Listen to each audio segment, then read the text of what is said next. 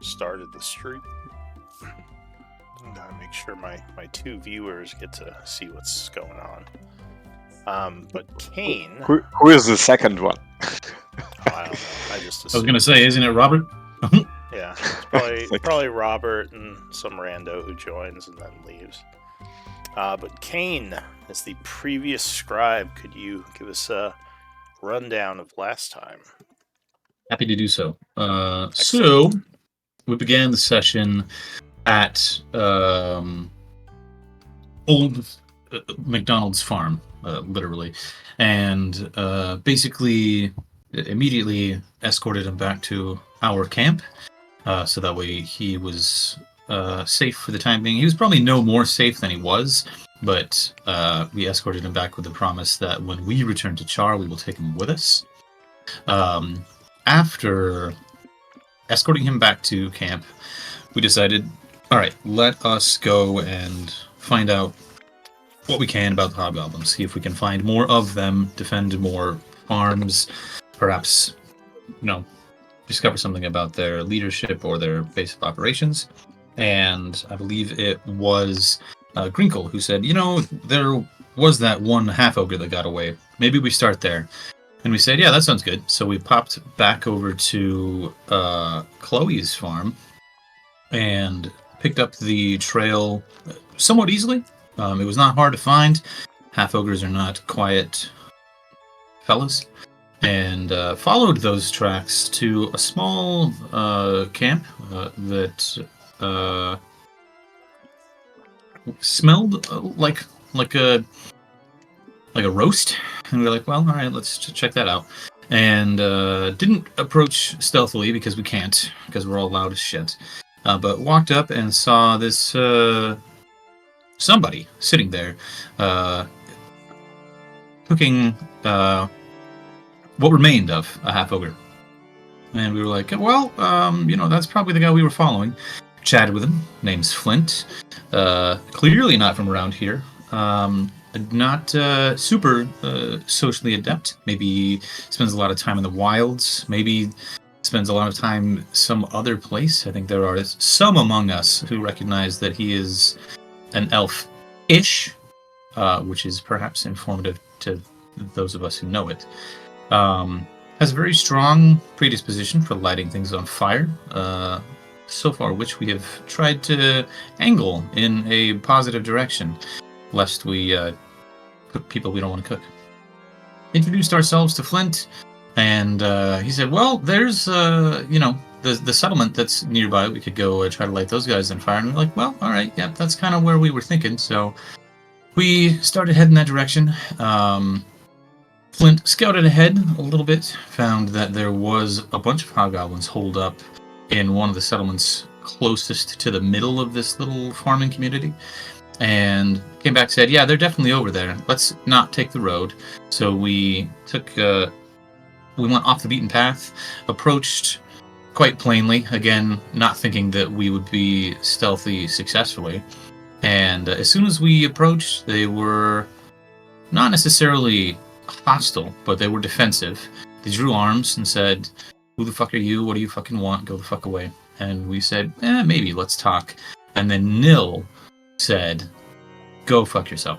And hit them with something which triggered a barrage of arrows, and a short combat ensued, during which point Flint was maybe going to light the house on fire, didn't, which ended up being a good thing because in the second round of combat, maybe the third round of combat, the same hobgoblin that we had spoken to previously and released came out and said, hold up, those are the dudes who didn't kill me, let's talk. And we were like, thanks, man, let's talk.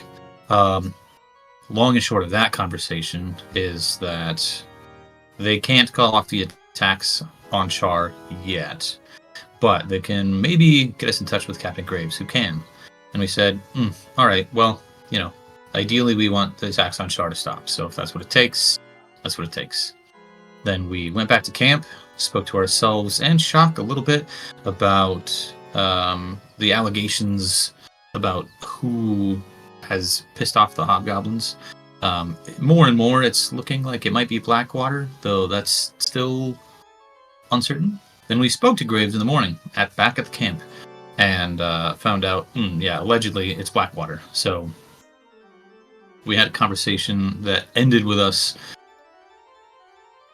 needing to take some time to ourselves to talk about what all we want to do and what we don't want to do. The current offer on the table from Captain Graves is, if you guys go look for some hobgoblins that went missing, we will not attack Char in the meantime. We won't attack any settlements. We do have to keep the heat on the supply route, so we can't, let, food and shit come in, because then we're just not doing anything to accomplish our goals. But we will also put in a good word to our leadership, who we know as Orcard, and I think actually Captain Graves let that name slip as well. And we said, yeah, let's give us a minute, we'll figure it out. And that's where we're at. All right, excellent recap. So, it is the 90th of summer at 9 a.m. I believe you were at the camp, or at the Hobgoblin Irontide camp, and you had finished talking to them, and I think you were just trying to kind of figure out where you wanted to go next. They did give you kind of coordinates for where the last group went missing, which is apparently a bit north of here. So what do you want to do? I think they said maybe a 2 or 3 days travel. Is that right, or am I just making that up? No, it's much closer. It's only a few hours north of here. Okay. Actually, I think Robert says it's a fairly good idea, because I think if we manage to help them and if we get on their good side, we have better chance to get audience with Orcart. And I believe he is the one who is capable calling everything off. Because so far we have been talking to like his sergeants who cannot do anything about those attacks even if they wanted. But if we get to Orcart, we could use some of our silver tongue to just kind of negotiate and ask him to call it off. And for that, helping hobgoblins here is a good idea.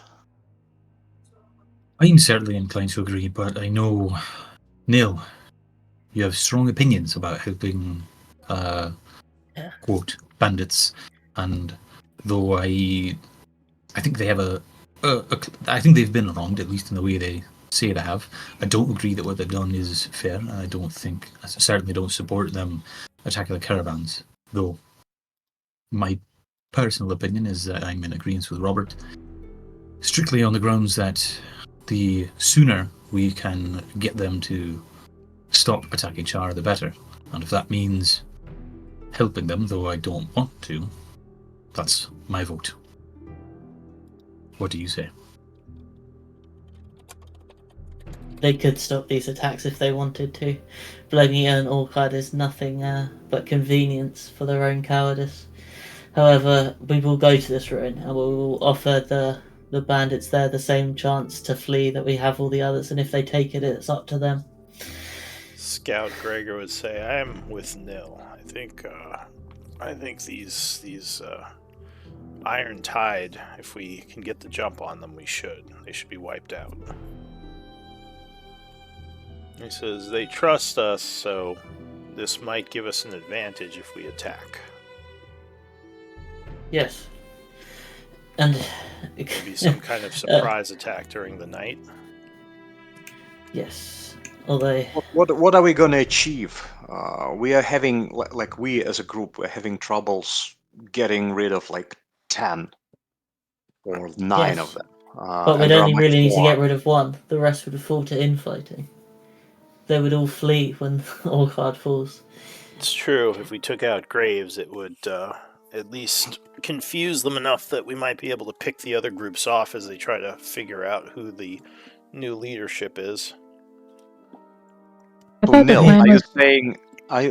Neil, are you saying that we do their job, we help them, we get audience with Orcard, and we just get rid of the problem altogether? Is that what you're implying?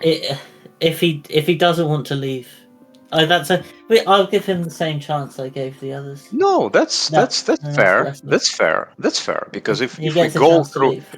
if we go through all of this, if we go through all those problems and we even help them and we ask him politely as we can, and they still don't leave, then, well, what are we supposed to do? Just bow down and say, well, okay, then see you next time when you attack us. Yeah, then.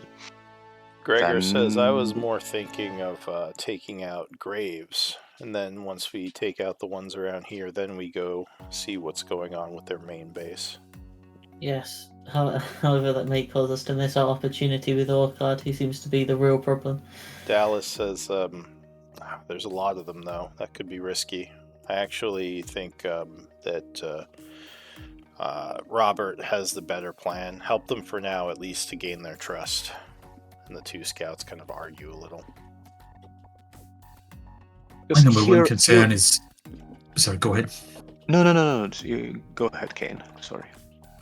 My concern is that if we decide to attack Graves now, who else will pay the price for our aggression? They started this, yes, but we have an opportunity to cease hostilities. If we choose not to take it, and they continue their attacks on nearby settlements, then there are people who will be embroiled in this conflict who otherwise might not have been. Yes. And we need to remember that our main goal is to stop attacks altogether. Our final goal is to just stop everything. And us, by being foolish and by valuing current, like momentarily win that we can get on this guy right now, we are just putting at risk our whole plan. Like if we need to ally with them and help them in order to stop attacks in the future, I think this is what we need to do, because right now it may be it may feel very nice to just kill this group, but eventually it will bring worse results. We don't have the resources to stand against their whole army, Dallas would say. I'm in agreement. Absolutely. Where do you stand, Grinkle? Was that Grinkle? What did you say? You kind of Yeah, sorry, that's my bad. I'm more inclined to agree with Robert on this one, because I think if we play the long game on this one with the building trust, we might end up with more information that could help us, later down the line. I don't know that I agree, we're trying to stop the attacks altogether. Us just running in and bombarding against a group that we don't even know 100% how many of them there are might not be the best plan. And Robert turns towards Flint and says, well, you have been awfully quiet. You must have some thoughts of your own. I understand you maybe need some explanation and exposition what's going on, but so far from what you've heard, what do you think, Flint? Flint kind of wasn't paying attention, just turning so just so I can get this clear, you didn't let us kill the people you're now talking to, but now you're considering killing them? No, we're not. Not at this moment, I guess. At least, yeah. But the reason why I'm saying, because Neil wants to kill them, you guys don't. So I'm just like, if you don't want to kill them, don't kill them. But if you want to kill them, why are we talking to them at all? Just kill them.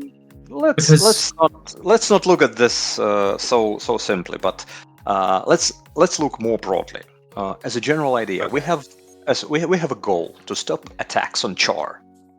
Yes. And we have two options: either to attack this group, and maybe kill 5% of orcs around here. Yeah. Or we have another option to gain their trust by helping them, and then getting audience with their main guy, Orchard, and maybe have a chance on convincing them to leave. Yeah, no, what I was saying is this. It just comes down to the fact of, do you want to just do this through fighting them all, or do you want to try talking to them? I just don't see the point in talking to them and fighting them. You might as well just pick one or the other and go with that. I'm inclined to believe. By the way, you have traveled here, right? Maybe you have seen more of those hobgoblins. I mean, from what we understood, there are a lot of them here, and we may not be equipped to killing them all. Okay, so I've avoided a lot of where they are because, just little old me, as good as I am at burning things, I can't take on a lot. There's quite a few, but there's quite a few, but I suppose if you did hit and run tactics like guerrilla warfare type thing, you could deplete their forces enough. But it's that thing. That's what I'm saying. Like, you kind of, what do you like? I'm up for killing them or talking. I really couldn't care. But I just mean, like, you need. I think that to was his pick question. No, Right. I look. I'm gonna be completely honest here. I just came here to help the people in Char and not die. Them not die, not me. And kill things. So I'm kind of not that bothered which way you want to go. I'm just saying that if you're gonna pick one, why talk to them and then possibly kill them? It just seems stupid to me. You might as well either just kill them or talk to them and not do both. Well, I think we are weighing our options, Dallas says.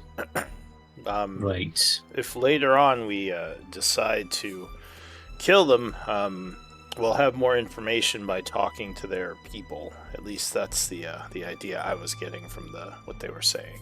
He kind of looks to Robert and Kane. And once again, what was the other guy's name? Gregor would say, I think Nil I think Nil has the right of it. I think we should just take him down. Get rid of the ones near Char, give us some breathing room, then go find the rest. But we don't have the numbers, Dallas says. Go ahead. You're not helping, guys. I'm saying, just to them. Apologies. You all, of course, know better about these types of things.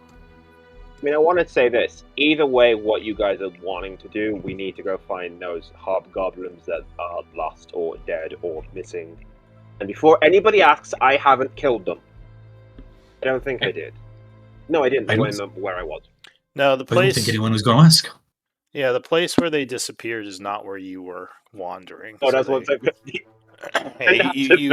Flint thinks for a moment, and he's like counting on his fingers. He's like, nope, that wasn't me. Nope, not me. Yeah. That would have been easier if it was. Maybe by saving them, maybe we will learn something about them. That in a possible future where we have to fight them, we will have a better chance. Alright, so you're all on board with saving them, so we might as well just go and save these lost or dead ones.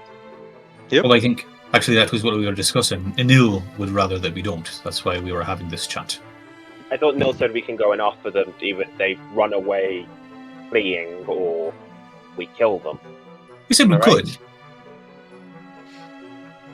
Alright, so are you heading to where these lost Iron Tide are? Or what are you going to do? Sounds like it.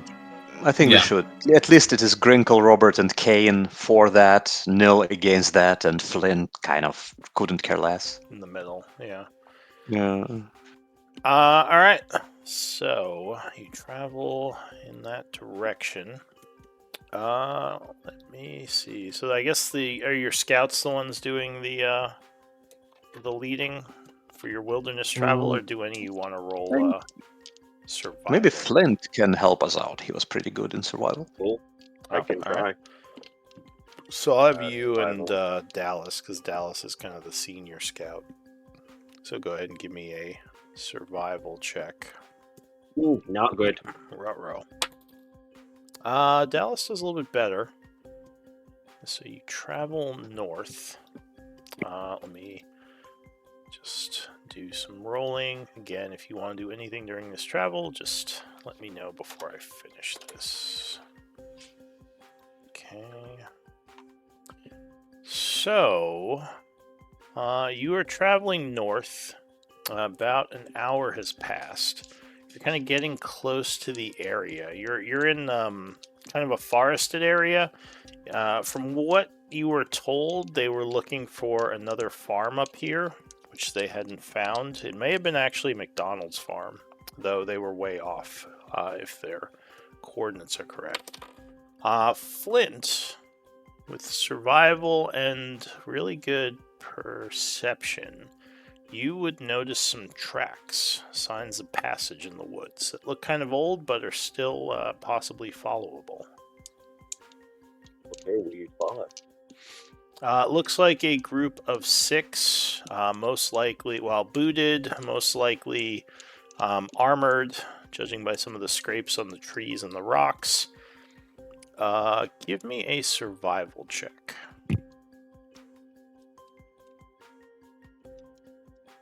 Okay.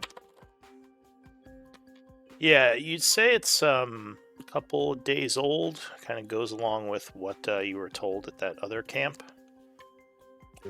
So, do you want to follow them? Yeah, unless anyone in the group tells me not to, I will go with what. Oh, we are here, right? Let's go. That's what we're looking for. You follow the tracks that go deeper into the wooded area. Another. Okay, so let me roll something. Oh, that was supposed to be hidden. Ignore that. Okay.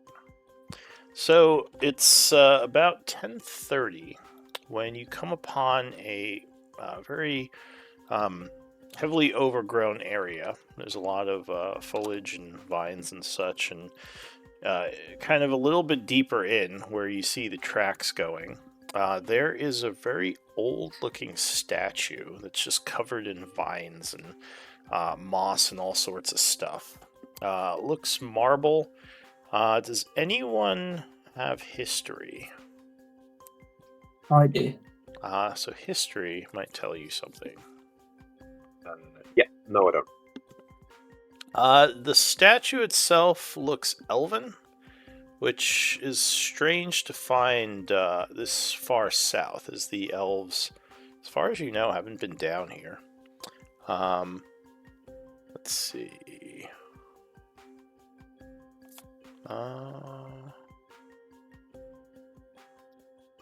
Yeah, so the statue, as you get closer, you would see some bushes, and looks like a stairwell going into an underground area near the bushes. Kind of covered by the bushes, actually. The signs of passage seem to have gone in, but not come out.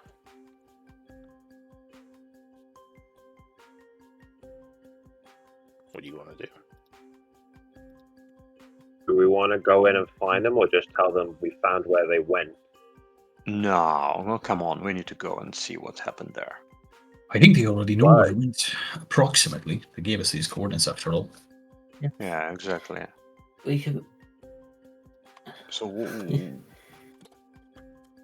Whatever. Let's go. Yeah, let's try to follow those tracks. Of course, be careful. Just let's not rush in. Maybe there is like a trap or some pitfall. Has anyone got like a round cauldron type thing? If there's stairs going down. Well, we can use a coin.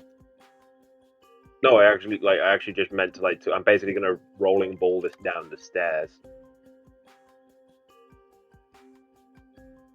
But let's first go find whether there are some stairs.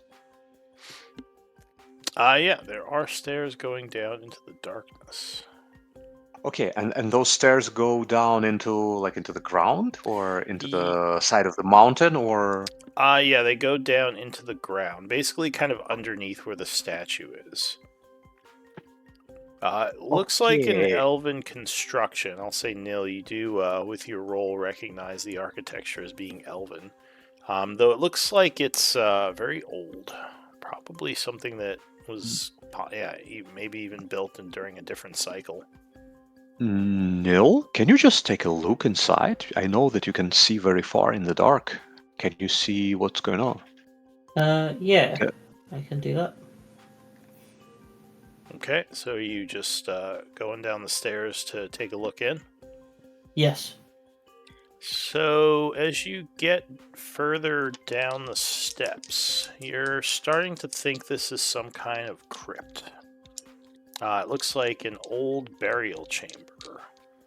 Probably high elf, and again, probably very old. Like, probably something that maybe existed during a different time, and yeah, people just kind of forgot about it as it got overgrown by these woods. How far down do you want to go? Down the steps, I mean. I mean, I guess to the bottom. All right. No, but like if he's moving, then let's not leave him alone. Like we follow. We just want him to go because he has a very good dark vision. So I mean, I can give that to other people. Who has the worst dark vision? If we well, move. it is just 1 hour, so maybe we wait for it a little bit. Yeah, we see how dark it is down there. Exactly. So it is dark. I'll give down here. updates. Of, like, I will think this is a light. crypt. Robert will light a lantern. Okay. Yeah, it's definitely dark down here. There's no actual, lighting inside. So if we're all going down, There's no lighting inside. There's not the ability to like torches on the wall that we could like use our lanterns. There are torch sconces, but no torches. So there's no real way to light this up. Give me a moment to bring everyone on. Flint, I sent you a message. I know, I'm just responding. Okay. So. Wait, can Flint do something with his fire? I can control flame, as in I can make a torch brighter. Yes. Okay. I think you have quite good dark vision anyway. I've got 60 feet dark vision. Oh, you mean durable? Sorry. Yeah, Oh, possibly. okay. The furbolgs have it.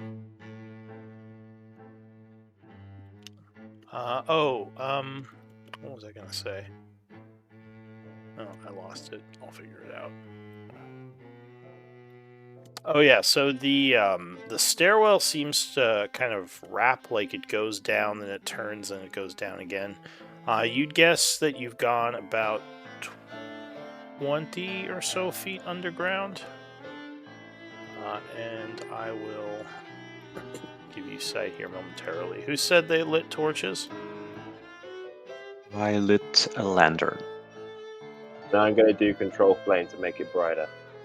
Okay. Is that permanent? Like how long? It lasts for an hour. Oh, that's cool. And it's a cantrip, so I can just constantly do it. Oh, that's pretty good. Doubles... You have to concentrate?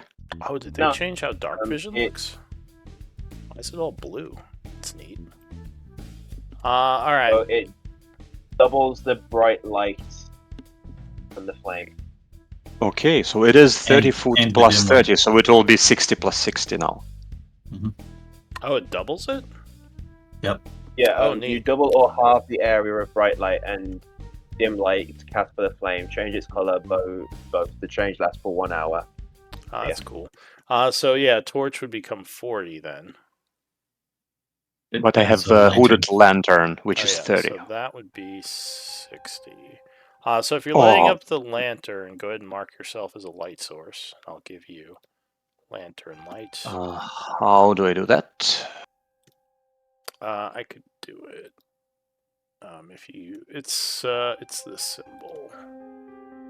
And be careful because one of those does a double mark for some reason. If you're looking through the marks, one of the light bulbs does a single, and for some reason the other one does 2 light bulbs. It's weird. And now you said you increased that to 60, which will last an hour. Okay.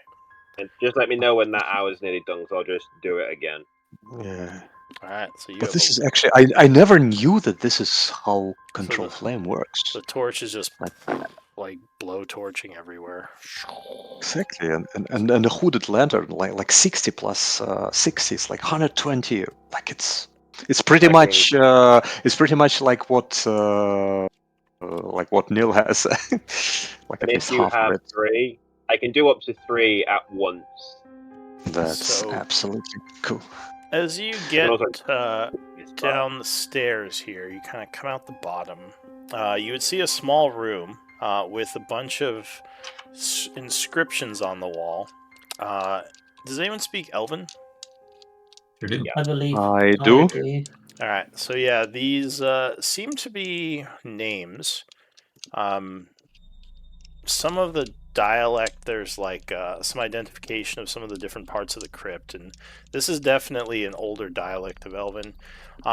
What is a bit odd is some magical, almost like runes etched on the floor, which you don't think were part of the original construction. The door there is slightly ajar, and you notice the runes that were put on the floor have been kind of broken because of it, almost like they had been partially attached to the door, and opening the door ruptured them. Does anyone have Arcana? Negative. So I do. It's a- I do. I do. okay, none of you have good investigation either. This is the intelligence dump stat group, I guess. Telling you, man, gotta No, get I'm that trying. scholar. I'm trying to figure stuff out. We need a scholar, yeah. Scholars are What? necessary. That's me. I'm just not very good at it yet. Nell's like, I'm on I the know. case of the Dark Star, I'm studying, but yeah. it's not going great. Do you want me to Taking do an the Arcana check? taking the night course. All right, go ahead. Oh, good roll.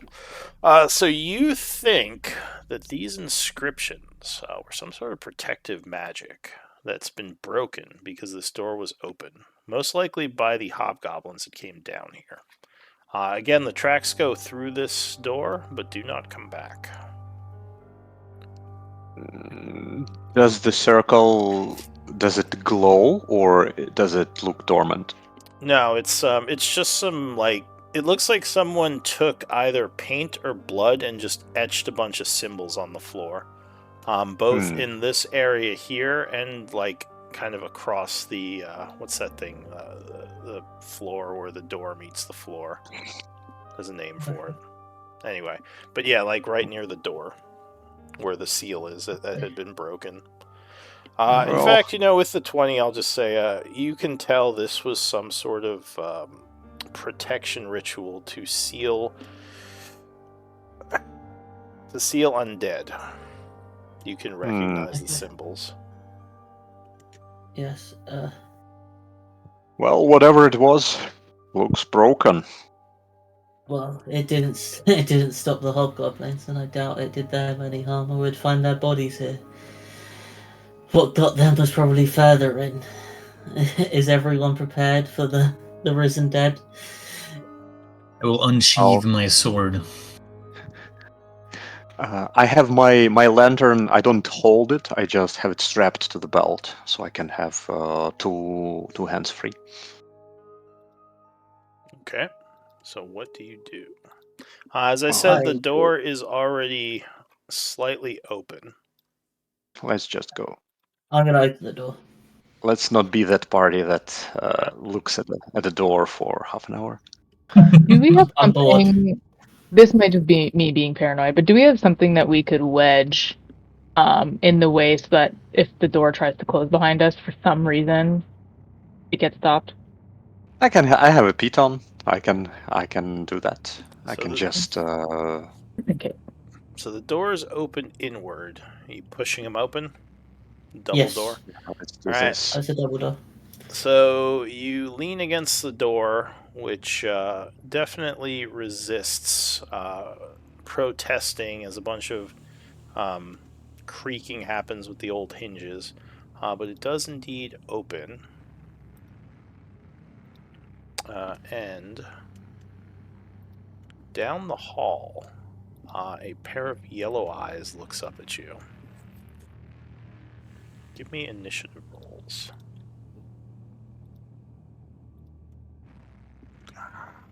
This former, probably living being of some sort has just these yellow dead eyes and this feral look to it.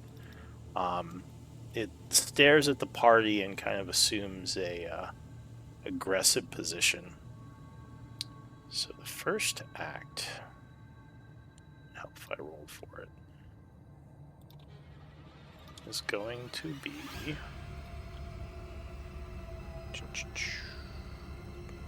Come on, roll 20. It's going to be Grinkle. Grinkle, what do you want to do? So he's assuming like an aggressive position. Is this dude starting to come at us or looking like he's gonna? So it hasn't rushed forward yet, but it looks almost like a feral dog getting ready to attack. Cool. All right. Well, I'm taking out my crossbow. All right, you unhook your crossbow, drawing it. We can assume you had it out because this place is kind of dangerous. Sure. The only thing though is that I'm kind of behind everybody. So if you have allies adjacent to you, you can fire past them without cover penalties because you can just basically assume you you aim over them as long as they're close to you, because then you have you have more of an angle to shoot. Okay. Well, the good news is it's a pretty straight shot between me and this dude. So I think I'm just gonna go ahead and try to shoot him right in the head. All right. Thus, aggression is initiated. So not taking my chances. All right. So you take aim, fire down the hallway. The crossbow bolt will whiz past him and get stuck in the door back here, and it screeches, looking towards you. Anything else? Yeah, I'm just gonna get out of line of sight. All right. Sorry, guys. In the surrounding hallways, you hear a bunch more screeching now. Nice. Oh, jeez. So that is it for Grinkle. Flint, what do you want to do? Alright, we're doing this. Which one does more damage?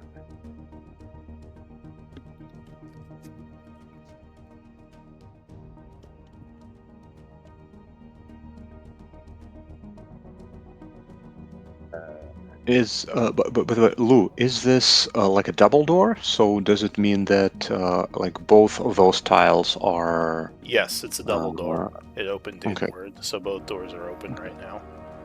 Gotcha. We'll do the other one. The other one's better. All right, cool. So Flint kind of in his hand like a little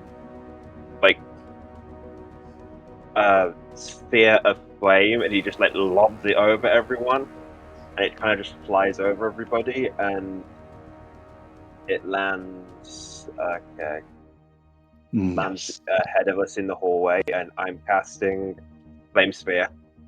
Right. And as it like just gets to there, it like explodes a bit like a fireball would. It's just like a burning sun. So there should be a 5-foot fire sphere within the spell resources, spell effects. You just place it where the flaming spear lands. 5 foot. Okay. And I assume, so it will lunge at him. Oh, you can use that too, that's fine. And he has to make a dex save. I think it is actually just when they end their turn within 5 feet of it. It's just. I think it's just when they. Do you do an attack with this one? No, I think you can't ram it as a bonus action. Yeah, don't you? Oh, so you haven't rammed him yet. You just placed it. Oh, I just threw it because I think I can only do it 60 feet from me. Okay. But you can immediately you can put it here and then. Yeah, and then bonus action I can move it. And then I think bonus action I can move it, so bonus action I'll move it to him. Alright, so it rolls up, and he is going to screech at it and attempt to dodge out of the way. So,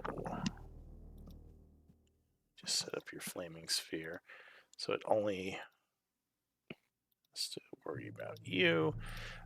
So he is not quick enough as the spear slams against him, burning him for 7. He looks a bit winded from that. Anything else, Flynn? You are concentrating. Yep. All right. Yeah, no, I can't move. You can't be. I'm going to move over and get out of line of sight. Seems like a popular tactic. All right, Nil. There's a flaming sphere down the hall, which is making it a bit hot over there. Okay. Well, I'm guessing the plan is to hold this corridor. So I'm just going to take a step forward to make sure I take up enough of it and maybe give some Kane some room to maneuver. And I'm just going to start banging my axe on my shield while I take the dodge action. Alright, so you are dodging. Okay. So your turn ends. An unseen enemy is doing something. And you would hear in the hallway footsteps rapidly approaching. So let's move, and move. Unfortunately for it, it is not able to get past the sphere, so it will have to make a, I think, dex save, right? A creature that ends its turn within 5 minutes must make a dexterity saving throw, yeah. Alright, so it attempts to not get burned. God damn. Oh, it's showing the rolls. It shouldn't be doing that. And it would indeed not get burned as it dodges out of the way, but it does take half damage. Yeah. You want me to roll another 2d6, right? Yeah, because this would be a new turn. Alright, cool. Alright, oh, so it takes 6 fire. As even dodging, it is still burned a bit by the spell. Becoming slightly winded. Kane, what are you going to do? Alrighty. So you said we heard the sounds of... Yeah, it sounds like there are more of these things in the halls that were alerted by its screech. Excellent. And I think it's more than just the one that showed up, right? Yes, you definitely think, well, actually with your perception, you're not sure. You're That's pretty bad. There's some Alright. screaming, whatever. Alright, well, I heard some noise, and there's another dude, so where there's 2, there may be 4 or 8. So exactly. I will move forward, cast Bless on myself, Nil, and Robert. Mm-hmm. Bless 10 -1 concentration. Alright, then. And just as an FYI, because I don't think I was doing this the last time a lot of you were playing, to know things about these creatures, you would have to do a check as a bonus action. For undead, it's religion, and you can know specific things like attacks, vulnerabilities, like abilities they have. It would be for each roll. You can know something. Very good. Do you have to be proficient to make those checks? You get more information if you're proficient. It's you might get something random if you are not, and it's harder. Well, I was just about to ask. So that is in fact what I'm curious about, is if I know anything about these. So we will test those waters. Oh, you do not. All right. DC would be 11 for these, but yeah, with an 8 you would not. So it goes. I will just stand my ground here. It looks like Nil has a good idea with just making it hard to get to people who don't want to be got to, so I'll be here. All right. And who did you bless? Myself and Nil and Robert. Okay, so make sure you guys have that mark. Robert. Wait a second. Give me the mark. The mark was... I can never find it. Can you help me? Give me the bless thing? So you can use the combat master thing that appeared in your chat. You just click on your token, then click on the bless effect and hit plus. And the bless was this one. And duration.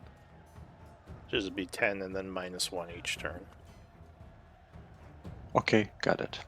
Okay, Rob will turn towards Flint and say, "Good job, let's cook him." And Rob moves here and dodges. Alright, so you move up trying to create a barrier. Trying to create a barrier, and his thought is that I want to dodge, and it's unlikely they'll hit me, and they'll just continue burning. Alright, so your turn ends. You hear movement from the hallway. There's another one comes rushing down. It is going to dash. This one's a little bit smarter. Instead of dashing right into the flame, it kind of stops back here, hissing at the heat, and ends its turn. More screeching. There's another one. Comes over here. It is going to dash past this thing to here. End its turn. More noise in the hallway.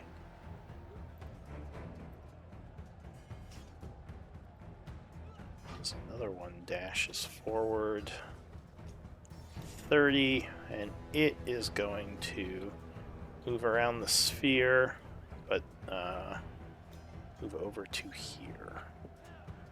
End its turn. The ghoul by the spear is going to quickly rush through it and swipe at Rob. Claw attack.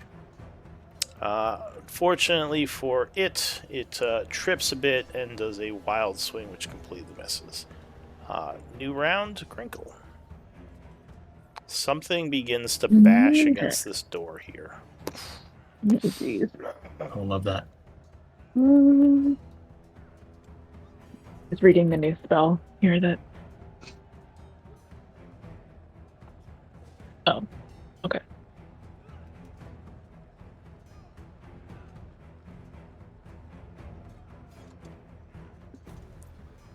All right. Well, I'm gonna come around here if I can, just so I can see. Oh my god! See what was going on.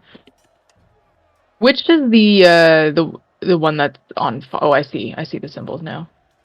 Okay, that's too bad. What is this thing in the center here? This electrical square. That's a That's flaming my sphere. Ah, okay. Alright, cool. That's the All thing right. that is burning them.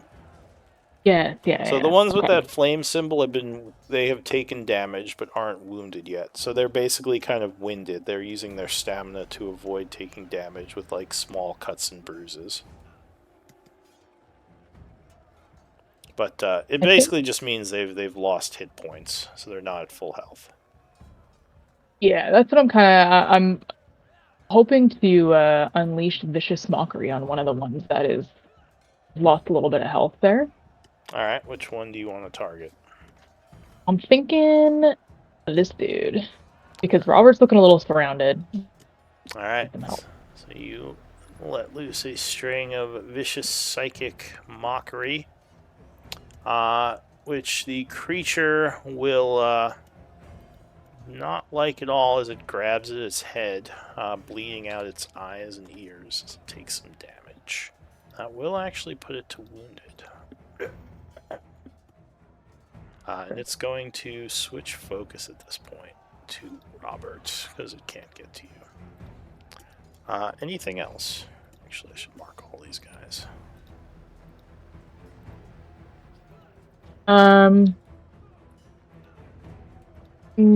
No, I think because that was an action. Yeah, no, I'm good. All right, so you're far enough away. I don't want to get hit. Yeah, your turn would end. Flint. Okay, so I have a question. Yeah. I don't. To move the sphere is a bonus action, but I don't have to see where I'm moving it. So can I just put myself down the end of the corridor? Can I just move behind Sprinkle so that I can at least see what's down the corridor to move the sphere? You can peek I'm not moving at all. You can peek your token if you want. You can just move your token over once so you can see down the hallway. No, that's cool. I just wanted to check that it's not me moving. That's cool. Yeah. All right. Peek, peek, peek. All right. Fuck, I can't move it and place that. Okay. If I move it anywhere, Rob's gonna get fucked. Alright, we're doing this. So from where I'm at, as my action, I'm going to close my eyes, focus, and I'm going to summon my wildfire spirit in front of me. Alright, did I give you a token for that yet? No. Okay. I never used it last game. I think there is something built into Roll20 for Wildfire Spirit. Let me see. There is. Alright. And you can... I'll give you control of this thing, so you can change the art or anything you want about it. And you will have to edit some of the stats on it, because I think it's dependent on some of your stats. Yeah, it varies. I've got the Beyond one, so I can always go back and refer to that for it, so I'm good that way. Alright. Is that going to be so the good. resources? So that is... Flint. Alright, so you should have control of both the sheet and the spirit now, the token. Okay, cool. Here's the wildfire spirit. It actually resembles like a flaming person, but I'll change the art in a minute. I'll deal with that stuff. I want to do my things first. Okay, so that was my bonus action. Okay. How much HP? I'll fix all that stuff in a minute. Okay, so I'm going to use my bonus action to tell Ember, my wildfire spirit, and go, hey, go get Rob. And then it goes straight after me, so she is going to... I'm just moving myself here so that I can see what she's doing. She's going to fly down here at Rob, and she's going to fiery teleport. Alright, Which means that everything around her has to take the... was it a dex save? Yes. Alright, so she flares up as, I assume you're willing, Rob, as this thing pulls you momentarily. Yeah, it's getting uncomfortable otherwise. Fiery vortex. So that is going to be saving throw. We teleport 15 feet. Okay. 15. So the first so one Rob is going to here. Is actually quick enough to jump out of the way. Second one. Oh, we'll make it as well. Third one. Dex will fail, taking 3 points of fire. Yeah, it does. It roll it automatically. And the fourth one will fail as well, taking 3. So, Rob, where did you poof him back to? He teleported back to the next to where, over here. In the back?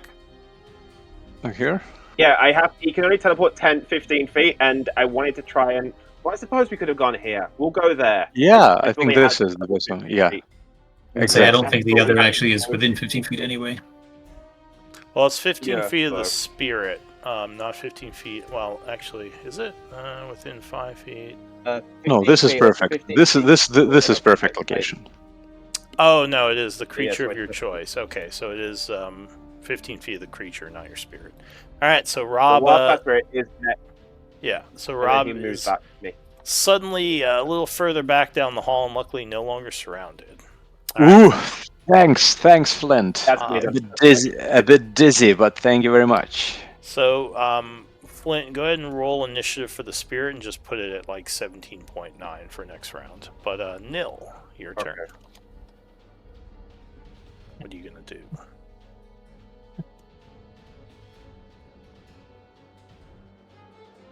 Suppose let's just start hacking at him with my axe. Alright, so Nil's a simple man. He raises his axe, and yeah, he indeed hacks with his axe. Or Sax? Who are you swinging at? That guy? Alright, 6. Yeah. So you cut him across the chest as you some black ichor leaks out. Still not completely wounded, though. Yeah, can I do a religion check to see if there's anything like particularly dangerous I notice about these ghouls? Sure. So you do religion. Oof, that would. Do I get bless on that? No, it's only no, that's only attacks. That's fine. So you're like, what the fuck are these things? You're trying to think back. Trying to remember. Yeah, you can attempt again next turn if you want, but for now, the ghoul is going to. It's going to come up this way, trying to get past you, Rob. So it's going to bonus action tumble. So you need to try to stop it with your acrobatics versus its acrobatics. Can I do athletics? Not for this. You have to match its attempt type, which would be acrobatics. Okay.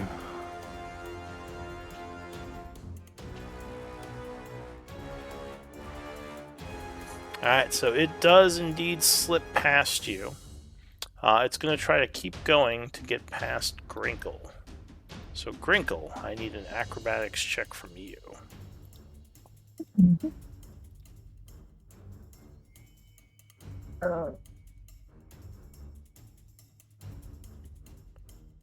Okay, so it would slip past you as well, but at this point, Rob and Nil, you have oppies on it if you want.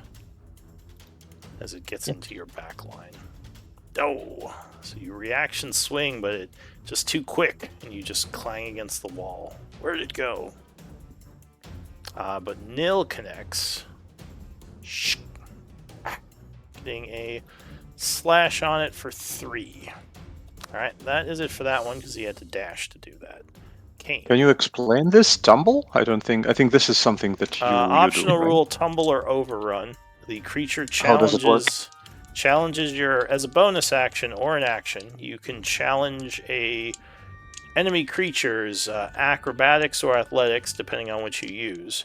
If you defeat them, you can move through them as difficult terrain. Okay.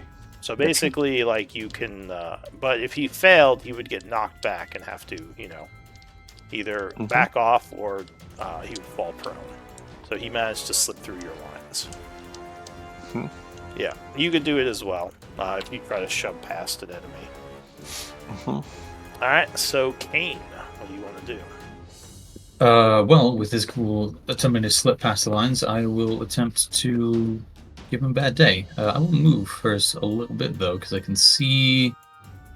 I'll just move 10 feet here so that I snag the flank with Flint and swing at him. Oh, yeah, so that would indeed connect. Flint's distraction paying off, and that will cut him down. He is excellent. Cut I will just fling the blood, or perhaps ichor, off my sword and step back 20 or another 10 feet. And as a bonus action, continue to rack my brain about what's going on here. And come up with a worse answer than I did the last time. What is happening? They're just That's ugly even elves. with the D4 that's not supposed to be on there. Yeah. Ugly elves, yeah. Yeah. It's like, what is this going on? So the door down south is going to burst open. And a creature that looks like these, but is much bigger and more muscular, steps through and roars. It is going to rush up 30 feet, trying to push its way past, and it will take the dodge action, as it doesn't have enough movement to try to push through this turn. Robert. Is it within 5 feet of my sphere? It is not.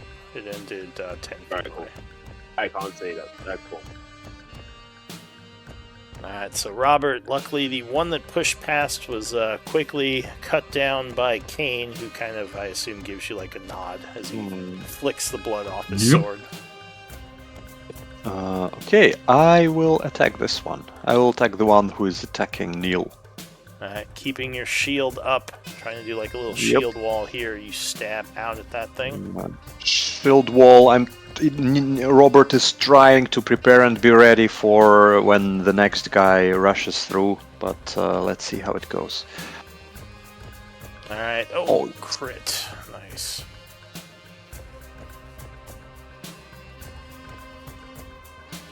Alright, so you just make short work of him, cutting him for 18. Just cutting. I think that's... Are one of those Oh no, I forget that he's got the. Yeah, never mind. Got that masterwork, yeah. Masterwork, yeah, that'll do it. So yeah, you cut him down. Anything else? No, I'm good. I still have a bonus action. Can I use this bonus action to brace against a potential overrun? Overruns, you can't really. I mean, you probably would do better against overruns and slippery things like these that are more dexy and quick. But yeah, there's no real way to. You could take the dodge action, but that even wouldn't help. No, I do have a dodge action. I do. Fine, then I do nothing for now. All right, so you just wait. Prepare to attack again. Mm-hmm. The ghoul down the hallway. Going to rush forward, leaping over or through some of the difficult area. Coming down at nil, it slashes with its claws. Yeah, 18 is your AC, so that will strike you. Cutting through part of your less defended armor, doing 7 slashing. And you would feel your joints and body starting to seize up as a paralytic agent is introduced into your blood. I need a con save to avoid being paralyzed. DC is 10.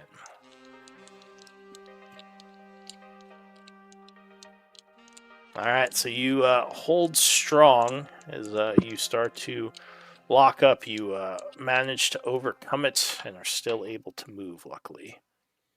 The ghoul next to it is going to slash at Rob. It's not dodging. Claw attack.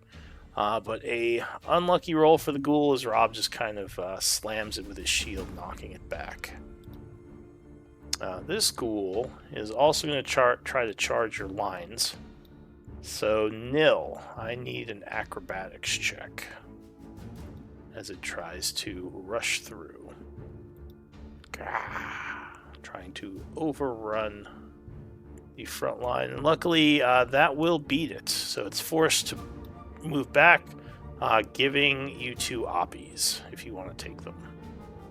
Yes. Oh, yeah, with a reaction, you cut it for 10, which badly wounds the creature, but it is not dead yet. And it's just going to have to use its action to dodge, since it doesn't have enough movement to try that again. Did mine hit as well? From nil as well? Nil hit as well. Oh, did you? Alright, well then it is just going to be cut down. Yeah. Nice. Alright, new round, Crinkle. Yeah, I'm getting a little nervous here. So I think I'm going to attack this guy here, just with my crossbow again. Alright, so you fire down the hall at it.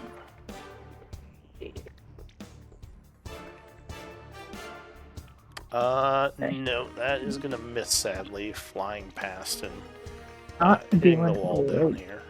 Pink. Yeah, that's okay. I'm going to just move back slightly. Yeah, I think here's fine. Just give a little bit of room for people to move around here, and also I'm scared, so I'm backing up. Alright, so I think that's it. Alright, so your turn ends. Flint, what are you gonna do?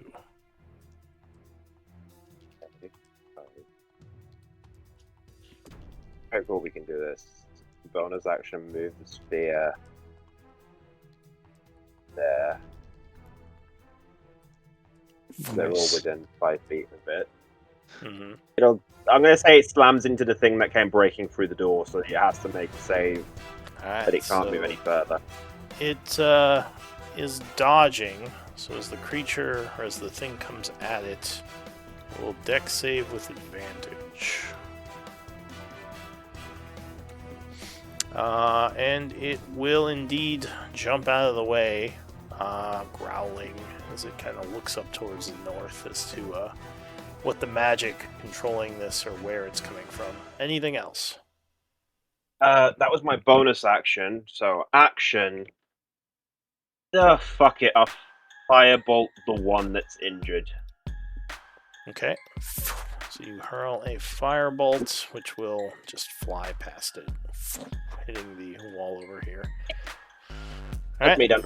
So your wildfire spirit, I think, just hangs out, right? Charges. It just charges if I don't give it an action, a command. All right, Nil. Creature looks like it is getting ready to slash, but you act first. In front of me. Yeah, I'll just hit the one in front of me again. Alright, you cut at it versus AC 12. They're not armored at all. Quick. Oh, no. You clang your axe against the floor as it jumps to the side. Anything else? I'm gonna do another religion check. Okay, what are these things? Well, you know one thing about them now. Ah, right. Yeah, your studies are a blur. You think you may have slept through the low-level undead class. Alright, yeah. so your turn ends. Kane. It's a formal education as well. Yep. I do not have a lot of good options at range, so... Wait, actually, why don't I... No, acrobatics? No, it's never going to happen. Alright. Yeah, let's... I What? can teleport you. I said I can teleport you if you let me know. I can teleport you next turn. No, I think we're good. Yeah. It's just As a... I will channel my divinity to attempt to turn the unholy. Ooh. Alright. So, yeah. Wisdom, DC 12, being within 30 feet that can see or hear me. So your holy symbol suddenly starts beaming with radiant energy as you channel the energy through your god against these fiends. The first one cowers in fear as it kind of like screeches and looks very perturbed. The second one, what's the DC? 12. 12. Let's see. So the second, oh, I thought it was a little higher. All right, so never mind. Actually, the first and second one would make it standing firm against the light, and then the ghast. Let's see. That's a wisdom save. Oh, the ghast is actually turned though, as he backs off a bit. The light causing him to recoil. Anything else, Kane? Excellent. I will also use my bonus action to figure out what the hell is going on here. Specifically, the one with the long, creepy tongue. Okay. Yep. Now, So it goes. everyone. That's it for me. Yeah. It's like, what are these things? So the ghast, for its turn, is going to roar angrily and retreat. The holy symbol causing it great pain as it runs deeper into the dungeon out of sight. Robert. Robert is looking at those two, evaluating them, and he notices that this one is a little bit injured and he has better chance of killing it. So Robert will just try to attack the one in front of him. Okay. Oh wait, did I? Okay, no, that one's dead. That's why. Alright, so you swing. 13 would actually connect, as he is, again, not very armored. Slashing the creature for 11, which will wound it. And then for now, that's it. Alright, so the ghoul, unhappy that you swung an axe at it, after jumping to the side, kind of lunges off the wall with a jumping slash at Nil. That 18 again. That's gonna hit. So Nil, you take 9 slashing as he kind of caught you off guard with that. And once again, I need a con save for that paralytic agent. And Nil is starting to look wounded.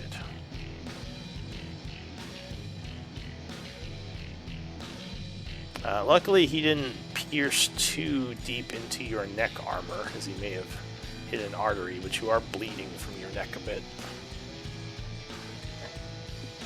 But yeah, you resist the paralyzing effect.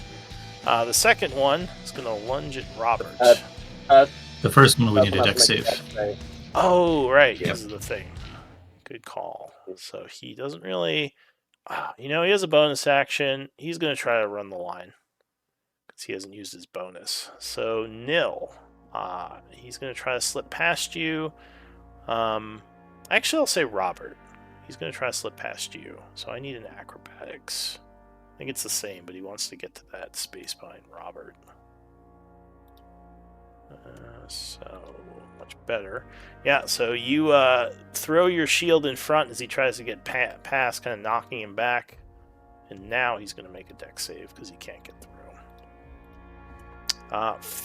What's the DC? It's my spell save, which I think is 14. Yep, 14. Alright, so he would just fail, taking 6 points of fire. Burned by the flaming spears, he's shoved back into that area. New round, Grinkle. You missed the other ghoul. Oh, right. Yeah, this one moved as well. Yeah. Alright, so he's going to attempt to run the line as well. So, Robert, I need another acrobatics. Oh, he would get you, so you don't get the shield there quick enough, and he does get to here. And then he is going to lunge at you from behind with a claw. 19. Yeah, that will strike you. So as he gets past you, he kind of slashes you from the side, going through. 8 slashing damage and a con save, please.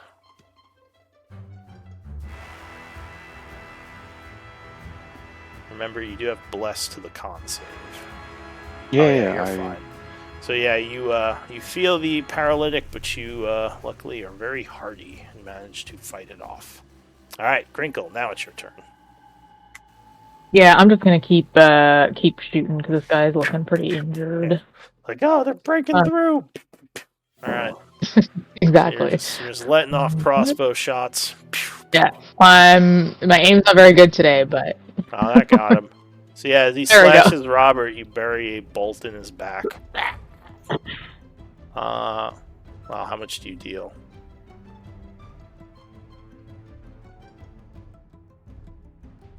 Are you asking me?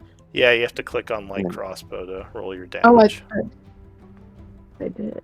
Oh, never mind. The back of his head. He is badly wounded by that shot. Hanging on by a thread, but he is still alive. Oh, God. All right, so Grinkle. Anything else? I'm just gonna move out here. As you reload, you step closer. Yeah, I'm gonna start preparing for the next. All right, Lint. There's now a ghoul next to you who's badly wounded from the slashing and the shot. Still up there. Right. We're gonna do this. Alright, Grinkle move, which is great for me. We're gonna teleport. And me and Ember are gonna teleport 15 feet. All right. We're gonna go. So that's on your familiar's turn. So are you done for your turn? Bonus action, I tell her, and I'm gonna hold a firebolt after we teleport, but I can blast him without being at disadvantage. If you do that, your flaming spear will go away because you're concentrating on that yeah. right now.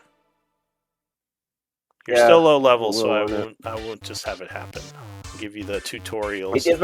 Did you know that holding a spell is a concentration? But you don't have to ready it. You can just cast it after you move. Well, he doesn't want the... So he wants to move with the teleport to get away from it, so he doesn't have disadvantage. But yeah, you can't. And the teleport's not on his turn. Yep. Yeah, that's on next turn. So okay. I have to command her what to do, and then we do it.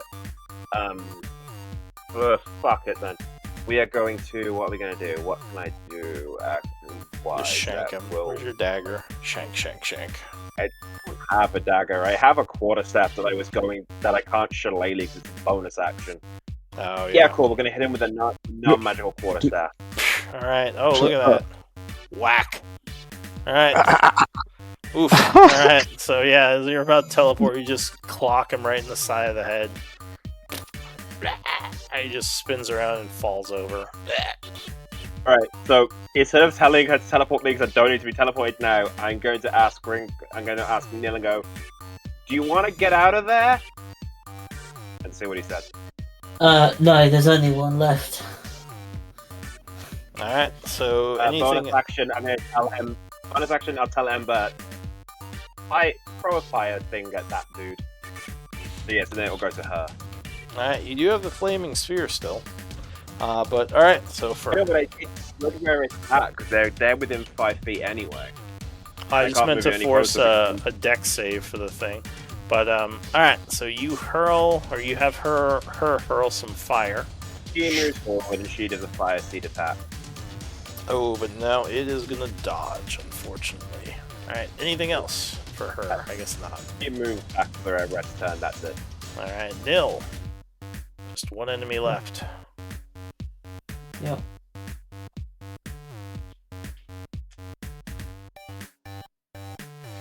What do you want to do? I'm gonna... No, I'll stay there. I'll just hit it again. Alright, so you move into position. Slashing at the thing. 14, yeah, that will strike it. Bring the axe down for another 4 damage. Which will, nope, still only winded. As it's, yeah, not taking too many direct hits. Anything else? No. Alright, Kane. Alrighty, so I will move 10, 15 feet, and I will also slash the pool. Alright, so you bring the sword down. 16 will strike, cutting into the fiend for 8. The undead limps backwards, now badly wounded, and switches its focus to you. Okay, very good. Well, I was hoping he was going to be out of commission by now. He is not, so I do not necessarily want to... Well... Robert's up next. You feel the heat of the flaming sphere licking you as well. Yeah, I think better to take some heat than to stand next to the doodamajigger. Or no, reverse. You could probably do you have enough movement to go back? I could go back. I could also go forward. Take so an op. Okay. Yeah. Well, I'll take an op either way. Actually, no, I will go back. Back is smarter. Well, no, I can't because that would be a second diagonal. Actually, I can go here. I can do that. So yeah, I'll take the oppie. Alright, so as you attempt to leave Robert's square, the creature lashes out with a claw attack. Ooh, 20 will strike you. 21. So you are cut with a vicious ghoul claw for 9 damage. Ouch. And a con save, please. DC 10. Alright, so luckily you do resist the paralytics and make your way back to the back line. Unfortunately, a little gift from the ghoul as you do. Alright, so that is it for Kane, I assume. Mm-hmm. The Ghast is just going to flee, so I'm taking him out of combat. Robert. Yeah, Robert just wants to finish what he started and kill the ghoul. Alright, so you slash out the ghoul, who will unfortunately dodge with a I will use superiority dice. Oh wait, you got bless. Is that bless as well? Yeah, indeed, yes. So let's first do Which the will, roll well, d4. it'll confirm the hit, because you can't roll below 1. So yes, you do strike it. And put in... So yeah, as the ghoul is impaled, you do a secondary slash, cutting off its head. combat. All right. And I will turn towards guys and say, is everyone all right? We do still have that guy that ran away. Yeah, you hear him roaring as he flees deeper into this place. More or less, yep. Okay, is everyone fine? Are we in condition to continue? I'm okay. Give me just 1 second, I will be. I'm going to use 5 points of lay on hand on myself. Then we'll turn to Nil and say, I noticed you took a couple of beatings yourself. How about a little top up or two? Yes, I'll accept, but after I do this, and I'm just gonna give a quick prayer and cast a Cure Wounds on myself. All right, so you channel a Cure Wounds. Yeah. Gaining 11. Still need a hand, or? Yeah, a little top up wouldn't go amiss. Alright, I will use another 5 points of lay on hand on Nil. And I will use the rest of my lay on hands on myself. Oh, for your token, Flint, I'll give you a link in game to token stamp, just so you can make that look a little nicer. Cool. It's in the main chat. That's cool. I'll do that. It's pretty easy. You Now, just drag and drop the picture into it. Yeah, that's cool. I'll be following everyone. Just keep me going with them. Okay. So yeah, you did some healing. Anything else? What are you guys? What are you doing? Things are quiet for the time being. Do we see? Sorry, do we see any evidence of the group that was in here at all? Like anything on the floor? Any? You see a trail, and I'll say, Flint. If you want, give me a survival check. You might know something.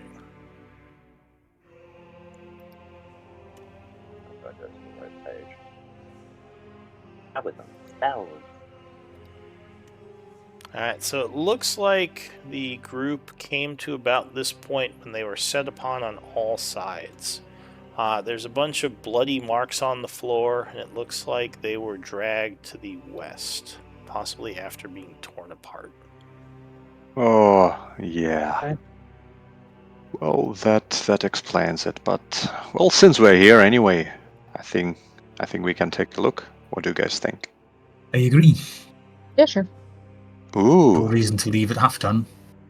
So as you go south, there is the open door that the ghoul ran through.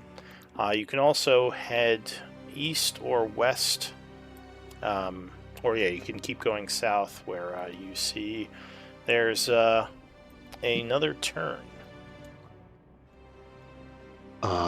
Let's do this. Robert will come here, and I will close this door because this is the door where the guest ran to, right? Yeah, that's where he broke the door open. The door still does shut, but it may have been locked before. Yeah, I will close this door, and I will lock it with a piton under it. Right, I'll just wedge a piton under this door, and I will tell to everyone that, guys, let's leave this thing for now. Let's look around, and so this guy does not come back and does not ambush us. If we have to, we will go there, but on our terms. All right, so let me. Do I have a piton picture? I think I do. Oh. Alright, so I'll just set the door to locked.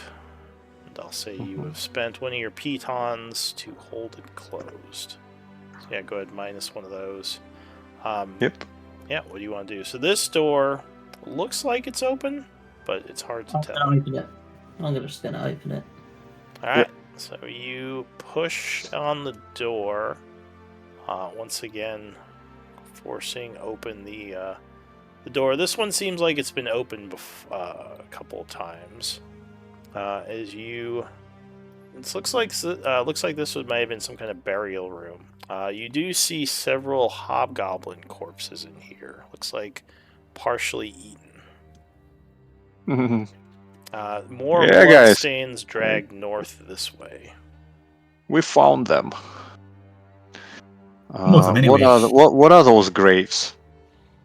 Looks You like say, what are those grapes? Oh, Grapes. graves. What are these grapes?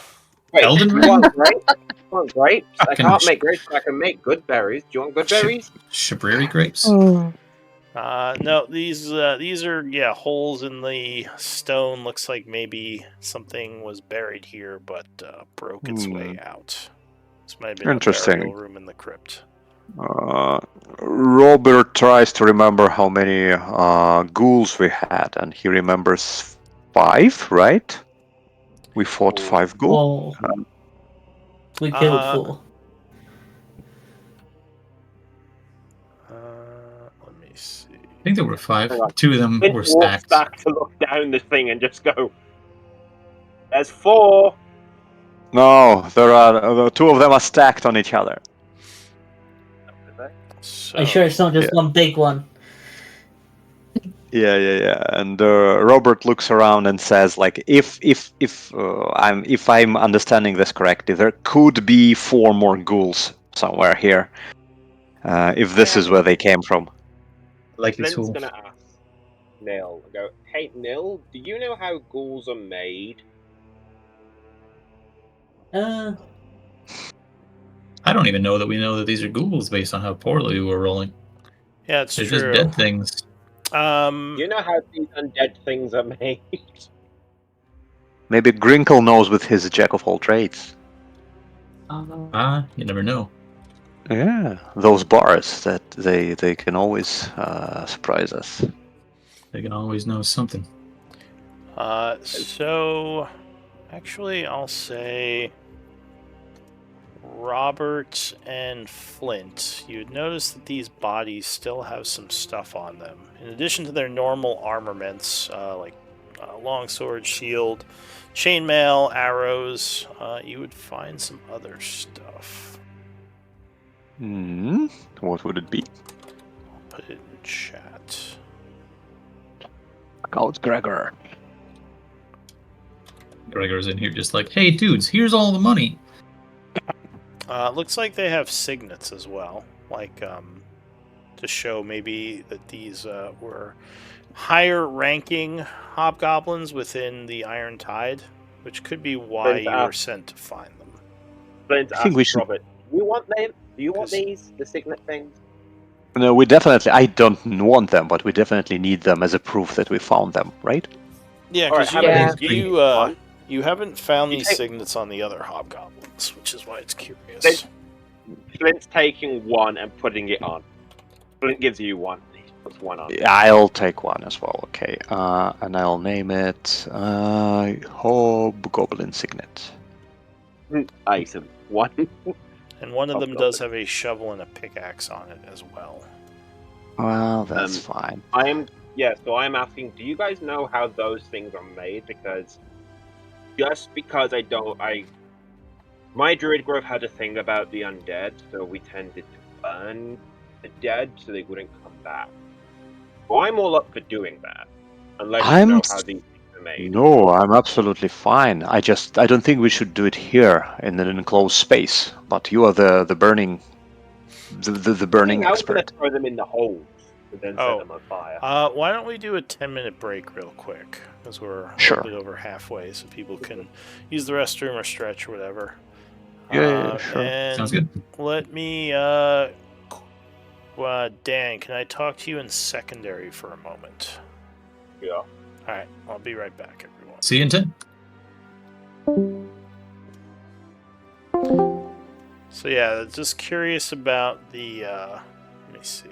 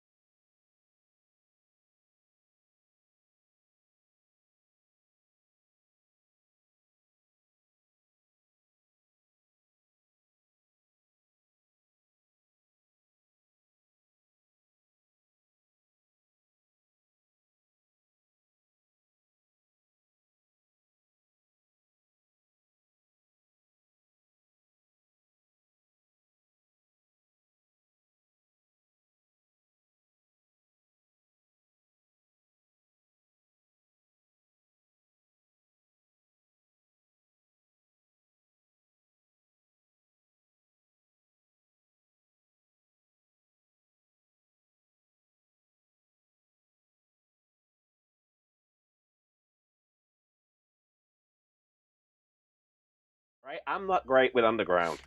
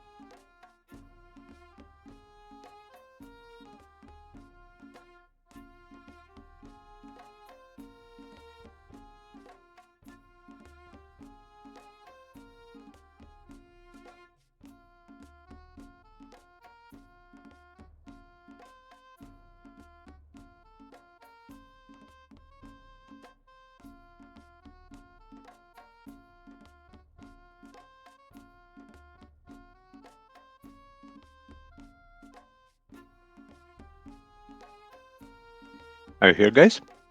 Yeah. Present. Yep. Do, do, do, do, do.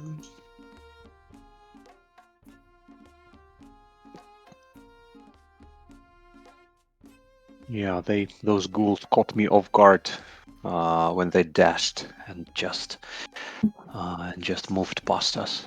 And also this tumble thing, also interesting. I think I like it in a way that you cannot create like 100% choke points anymore. There is always an option that someone just squeezes through, because before you just have two fighters in a corridor and like no one is able to move through. I think it gives a little bit more diversity here. 22 gold. We are 1, 2, 3, 4, 5.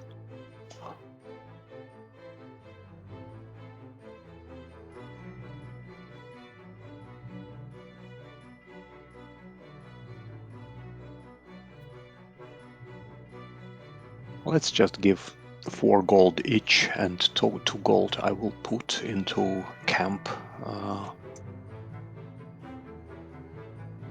Sounds good. Yep.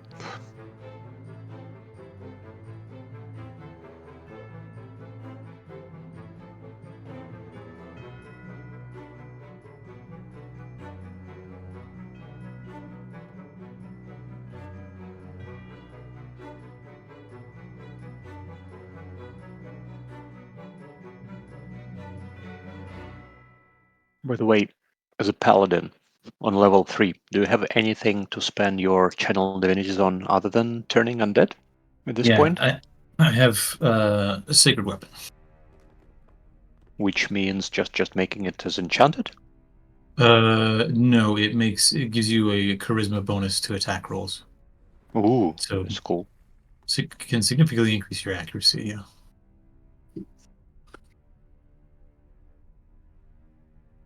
Yep. Especially if combined with bless. This is the way. Yeah, Give then yourself, then you do this, you do bless, and then you just great weapon master. I don't know about that. We'll see. All right. Hey, welcome back. How are we doing? Good. Are we all back? Is Flint back?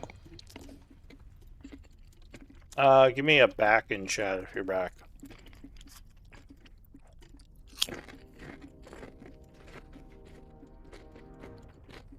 I forgot when I left, but You left at X40. alright, I'm a little late.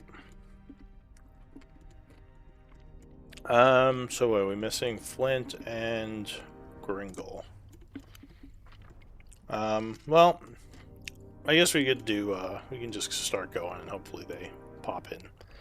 So what are you doing? Yeah, we just split the money, and Robert will come to Grinkle and just push him away. I don't want him to be, like, when we're opening doors, I don't want him to be next to the door. Can we switch Yeah, places here?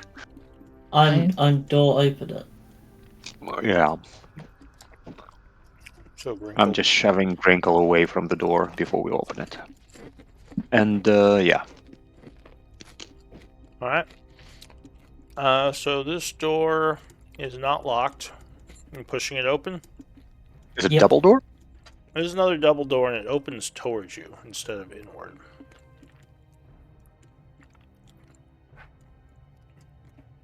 So you're opening it? Let's just Wait, keep? Yep. maybe, yeah, let's open the door.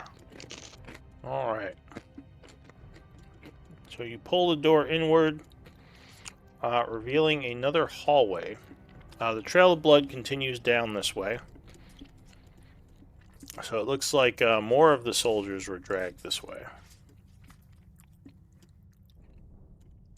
Well, let's slowly continue going then, Nil. Let's see what lies ahead. Ooh, I think I see something. Yeah, so I see a there dead is body. a old-looking, partially eaten body laying up against the wall there. It looks like his, as you get closer, you notice, oh, so hang on a sec, Robert. As you step there, the floor cracks under your feet. Damn it. As a small spike pit opens. I need a deck save. Luckily, it's pretty easy to avoid. DC's only 10. Okay. Is it something that... I think we are not blessed anymore, right? No, that wore off. that would wear off, yeah. Yeah.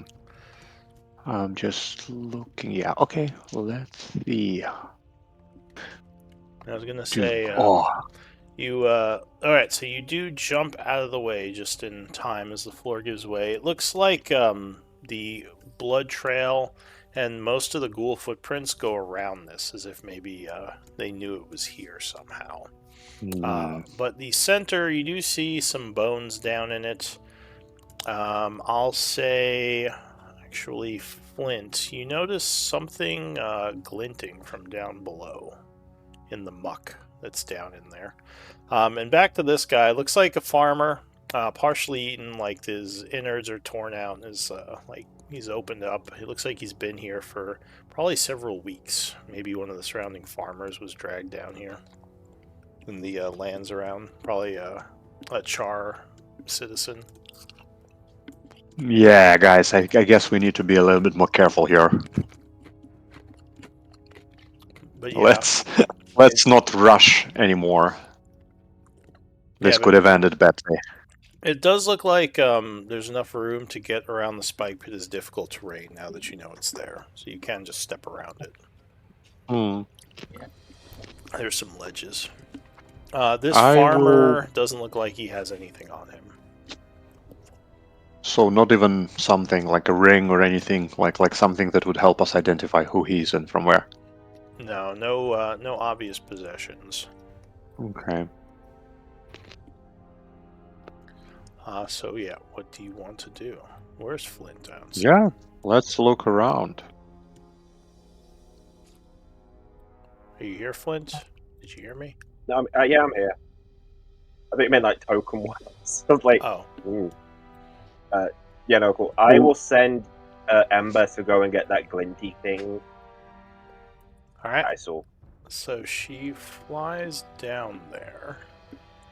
Flies down, grabs it, and then Fiery teleports 15 feet away. So she flies in and like poofs it out. Is that what you're saying? Yep. Yeah, flies in, grabs it, and then poofs, then like.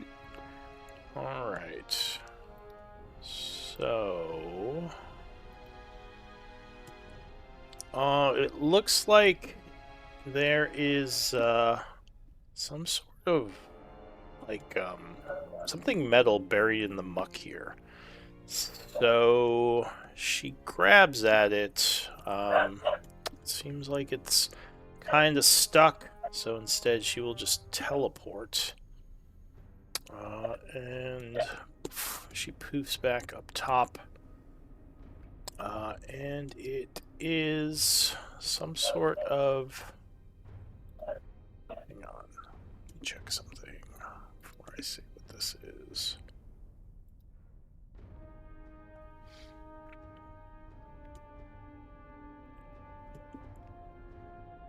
Yeah, it seems like some kind of metal rod. The odd thing is, when she teleports with it, it's just kind of suspended in midair. Like it's not moving. Okay, I know what this is. But, actually, with Arcana, someone might know what this is. I'll say DC 12. I think, Nil, you're the only Arcana guy. I know you all know what this is out of character. Maybe Grinkle knows with Jack of all trades as well? Never mind. Neil doesn't know what it is. Can yeah, I sure. give myself guidance on that? I'll give Grinkle a Jack of all trades roll. Okay. You would have had to have cast it before the roll. Yeah, that's fair. But yeah. Where is the Jack of all trades thing again for me? You can just roll. It should already be on good. You have half proficiency on every skill, even ones you aren't trained in. It's a bard thing. Okay. So if you roll Arcana, you can add 1 to whatever you roll. Okay. Because I believe it's 2 right now. So none of you know exactly what this is, but yeah, the rod for some reason is just kind of hanging in air, and no matter how hard you pull on it, it's just stuck there. It seems the only reason it moved maybe was because she teleported with it. Hmm. Yeah, so it does look like some kind of. Yeah. No, just some move some rod that's really hard to move. I don't know what it is. Definitely some kind of magic thing. Mm. What do you want to do? There's a door over this side. Is what's over that side?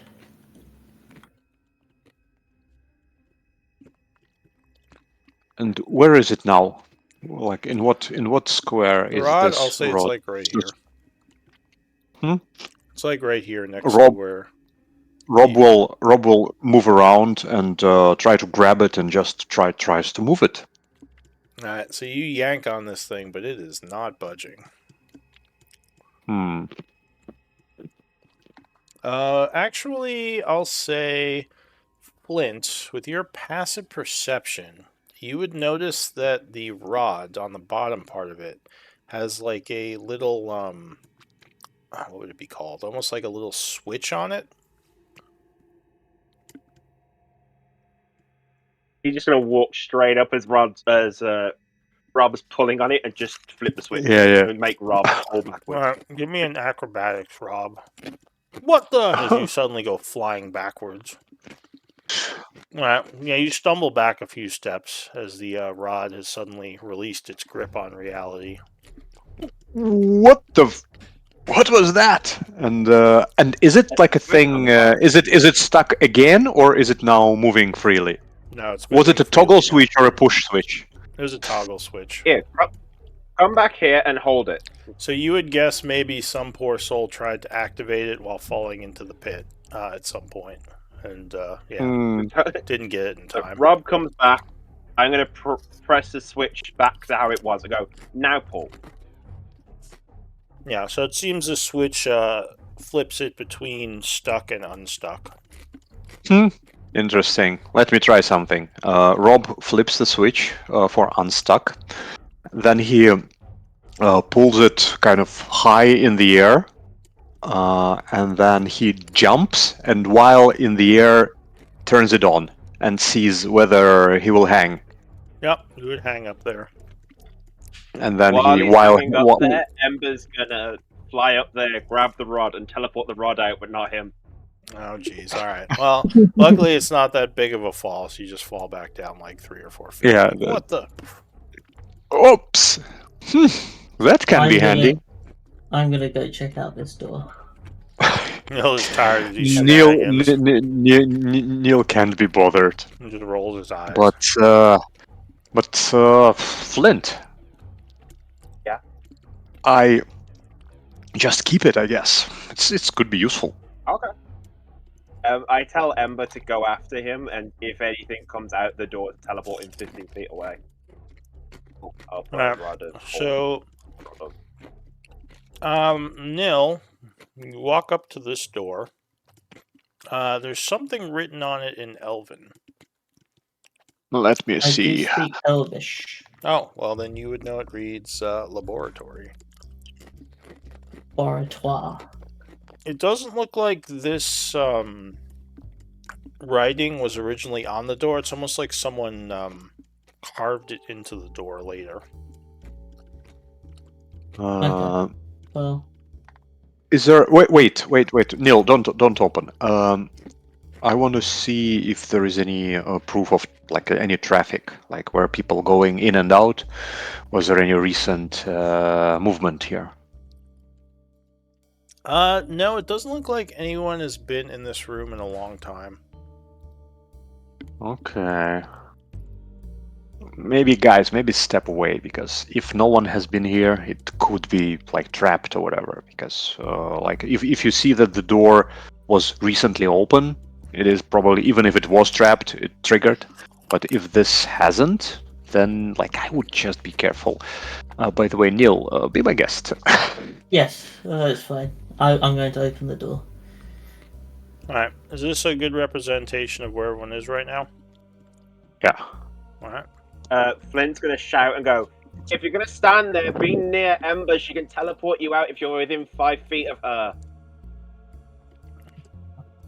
The other way. Alright, so Nil, as you're what were you doing? Sorry, I missed that. Oh, I'm just opening the door, but closer to Ember. So apparently I can be teleported, as I've seen happen to Robert and the Holding rod. an app. Okay. Yeah, she's holding a reaction that if anything hostile comes out the door, they teleport 15 feet away. So you you kind of put your hand to the You may door. It want to get back a bit. looks like this one Cool. pushes inward.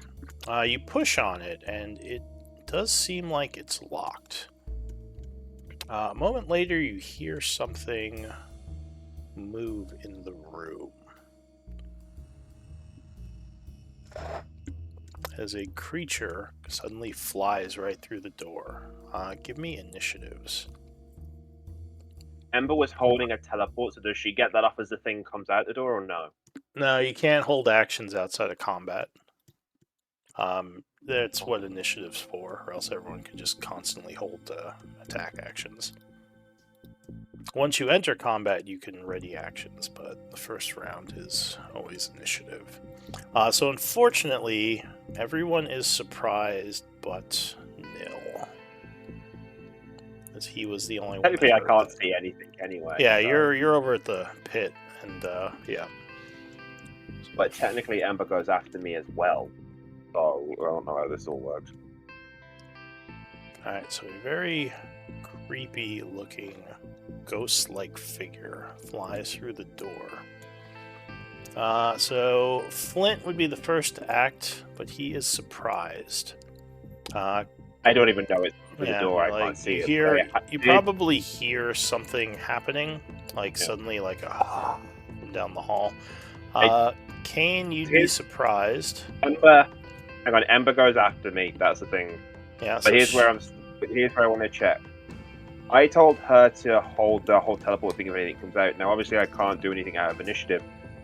But she's after me. Would she teleport him now? No, because she is also surprised. She didn't hear it. So she is taken aback with this thing coming through the door. But Nil, being that you heard it just as it was coming through, you are not surprised. What do you want to do?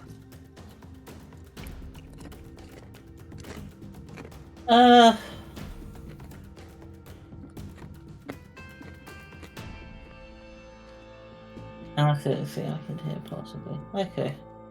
Oh, and I'll give you a picture. Although you all probably know what this is as well. Most of you. Yeah. A dark spirit of some kind.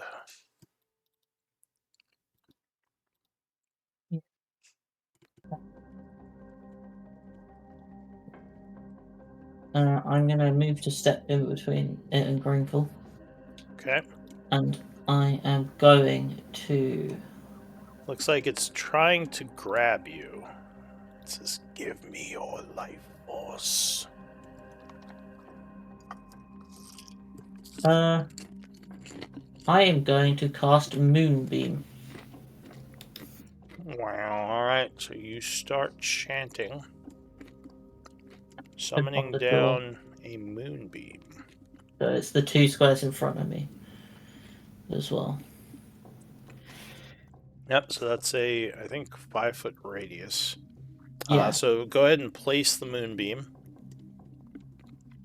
Should be a 10-foot circle in the spell effects area. Find it, spell effects.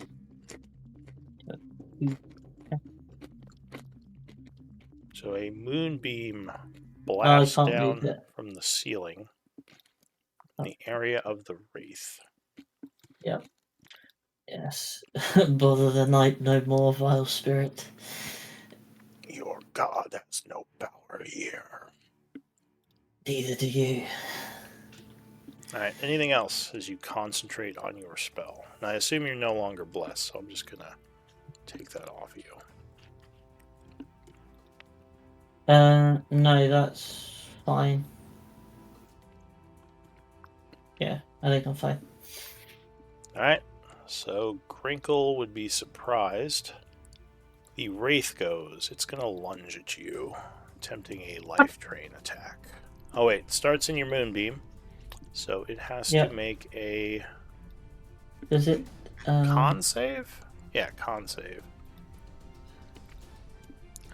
Con save. It would fail. Once again, showing its rolls for some reason. And it would. How much does it take? 2d10. was it? Did I not roll the first one? So that's 16. Would you want me to roll it again? Technically, it would have been on last round. I'll use the 16, but moving forward, don't roll the damage till it actually takes I it. didn't. I just pressed the spell, and that's what came up. Yeah, you might want to set that to spell card and just have like a macro that rolls damage for it. Okay. Might be easier. Yeah. Alright, so it is blasted for 16 radiant. And even more upset, it lunges at you, attempting to grab you. Luckily, you are too quick, and it misses. It then flies right over you to here, ending its turn. Seeing that she is less armored, it's gonna change focus to Grinkle. You. Robert, you are surprised. What I do? You have life force. New round, Flint. So yeah, you're like, huh? Okay. As you hear all this noise. Okay. Flint has no idea what's going on. I have perception, but it doesn't mean shit when you don't know things. So she's gonna go. Yeah, you're too far away to hear the Wraith's initial movement. You definitely hear it now. No, that's cool. That's cool. Flint goes and go. Oh fuck. Alright. He's got cover though, hasn't he? Yeah. You would have light cover from Grinkle. +2 to his AC. So his AC is 15 right now, I think. Alright, cool. I'll just firebolt where I'm at, and I'll tell Ember to attack him as well, because I'm guessing Grinkle doesn't want to be there. Oh! Shit. Straight on. So yeah, Grinkle hears the bolt and ducks as you just shoot him right in the face. Unfortunately... he literally... Yeah, he just creates like a little ember, which kind of like grows a little, and then just like a tennis ball, cricket, baseball, lobs it at the thing. Yeah, striking him right square on. Unfortunately, he seems to resist, only taking 4 fire damage. Oh, okay, yeah, because there's the other radiant. Alright, so he is unhappy about all of this. Is that it for you, Flint? No, bonus action, I'm going to tell Ember this. I'm going to shout down to them and go, fuck, sorry if this isn't what you've got to be willing, so it's up to you. Teleport them out. And that will be my bonus action. So that's me done. Goes to her. Alright, so she is trying to teleport who? Yeah, both of them. Can she target 2 people? You can target anyone within 5 feet of her. Could you make that? Only one. Yeah. Let's see. Any Each willing creature of your choice. Oh, okay. Oh, yeah, that's right. You can do that. Now I'm remembering. So where are you teleporting them? Well, first, are you willing, Nil? Or do you want to stay?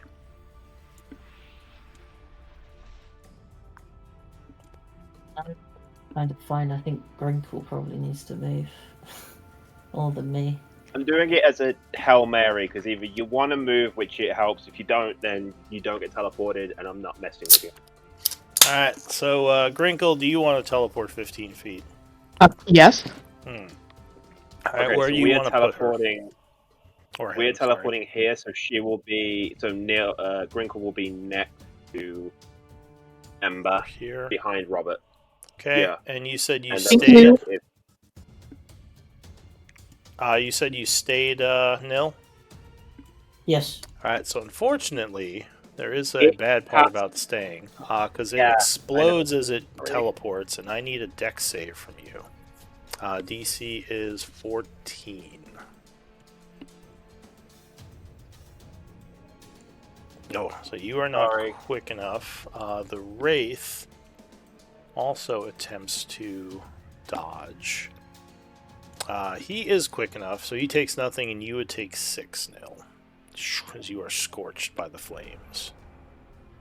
Alright, that's it for the that's it for Ember. creature. That's it for Ember. Kane.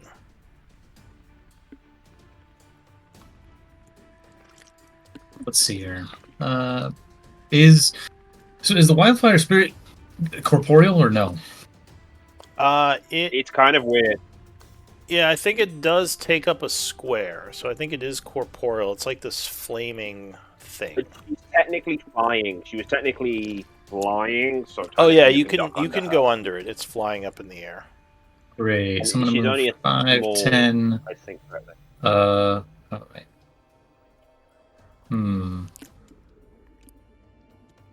Oh, it's right there. I was looking at the fucking moonbeam. 15, 20, and I'll with that. Alright, so you rush up flanking the creature. Do a swipe. 21 will strike it. Distracted by your ally. It seems to resist your weapon, however, only taking 5. I think that'll be all. Alright, so the creature actually, is going to change focus at this point. This is Weston. To you. Alright. Nil. Okay. Gonna move my way around here. I'm gonna move the beam down. Do not resist the dark. Succumb to its sweet embrace. And that will cause him to change focus again. Peasant.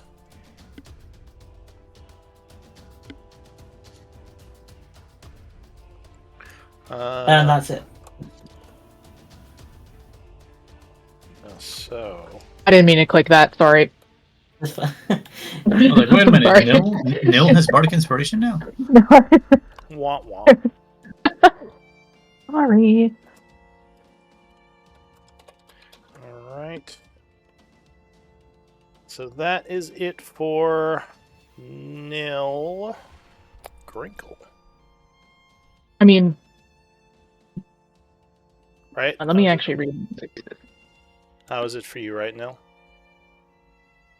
Yeah, that was everything. Yep.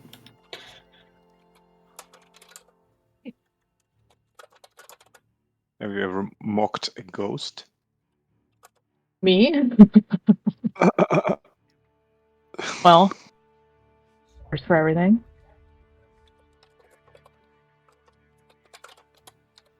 Yeah, I can go ahead and do the... Sorry, is it my turn? Yeah, it is. Okay. It is. Yeah, I can go ahead and do the Vicious Mockery. I don't like his hair. Alright. So you mock his ghost hair. Let's see.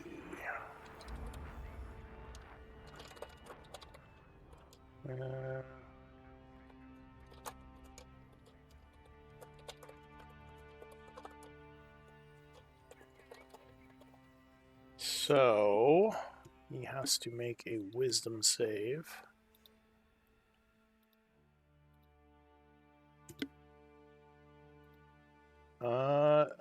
He will resist, so he is unimpressed by your mockery and says, wow. Your intelligence is questionable.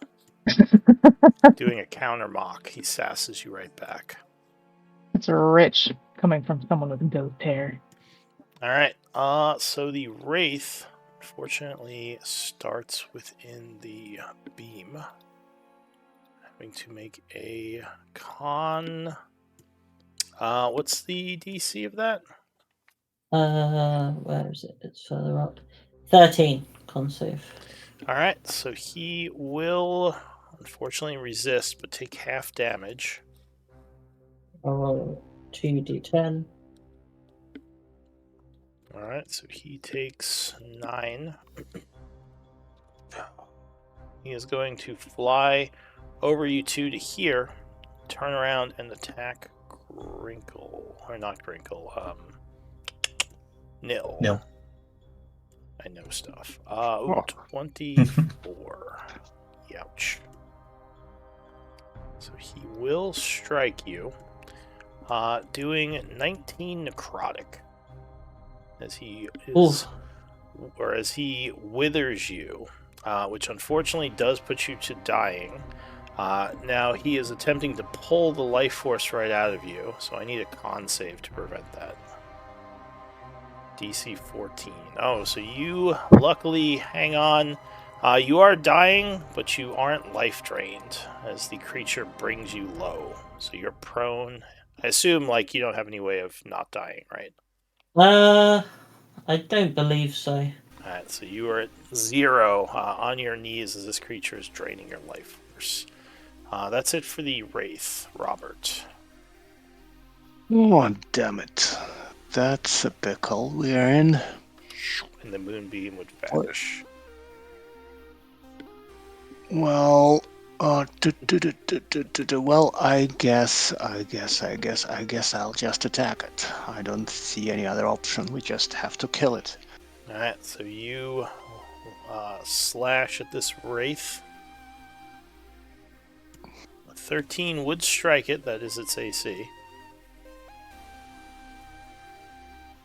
Let me think.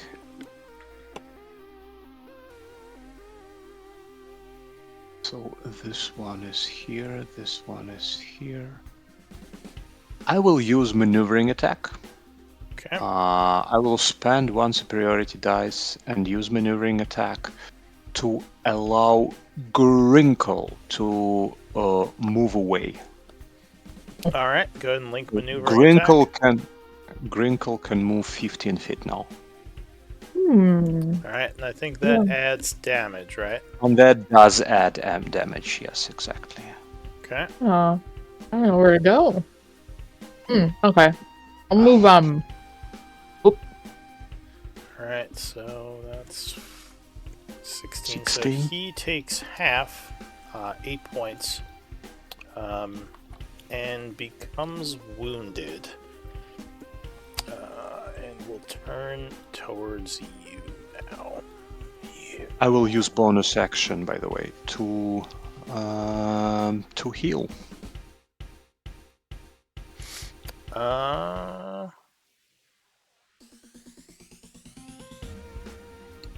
As a second wind. And now, sorry. Can I? Okay, can I? Okay, forget it. Yeah, fine. Okay. That's it.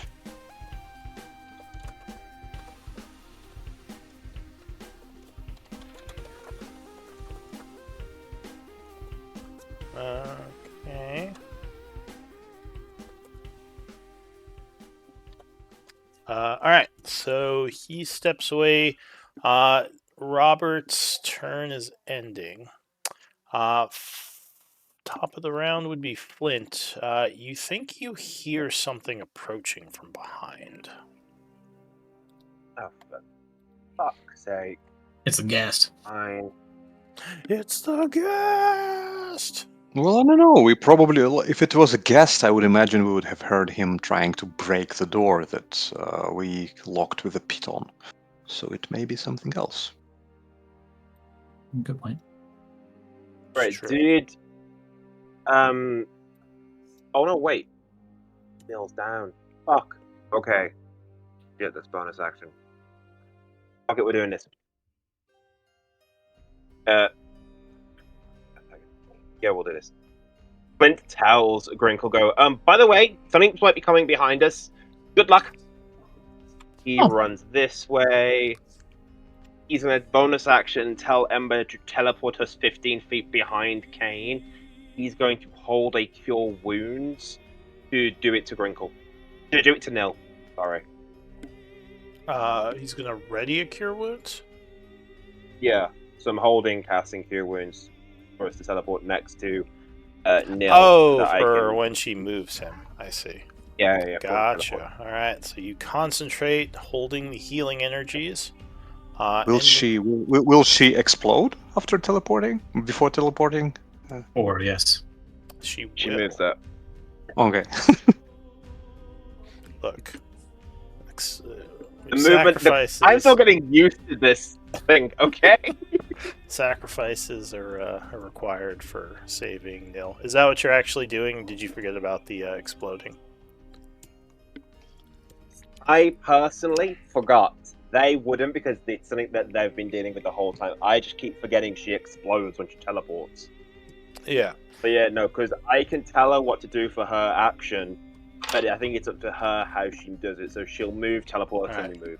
And because it would have been funny if you didn't remind him of that, you shouldn't tell him that stuff, because you wouldn't know. Your character would be like, are you planning to teleport? This was an example. This was an example that this thing should be like so obvious to Flint. Yeah. I mean, I agree. He is still like, well, I mean, I guess he's 3rd level, so he has some experience with his powers. Anyway, it's fine. You told him it's fine. Okay.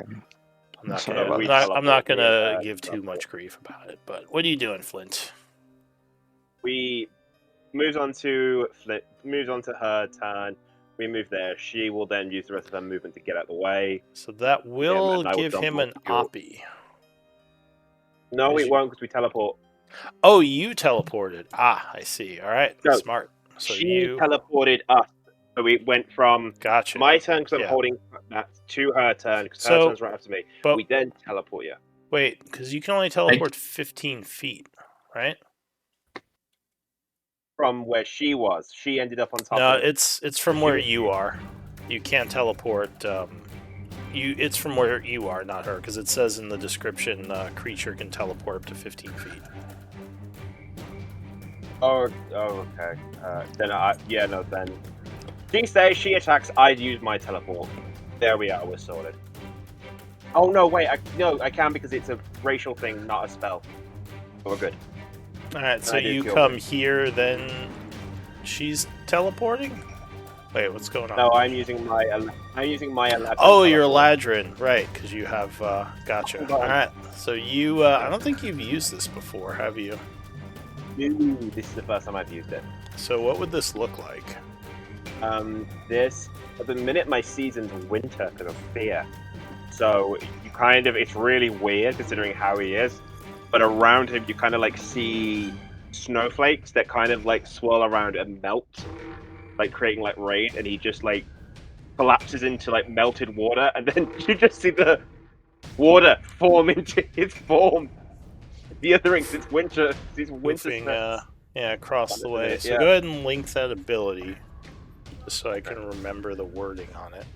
And then you would poof over there as a bonus action, I assume. Yeah, it's really weird because technically the fact I'm winter at the minute. Okay. As a bonus action, you manage to teleport to 30 feet. It's effectively a free step. You wouldn't be able to do Cure Wounds then. Or wait, you would. You wouldn't be able to Firebolt. Yep. So, alright, so... No, I wouldn't be able to. She's dodging.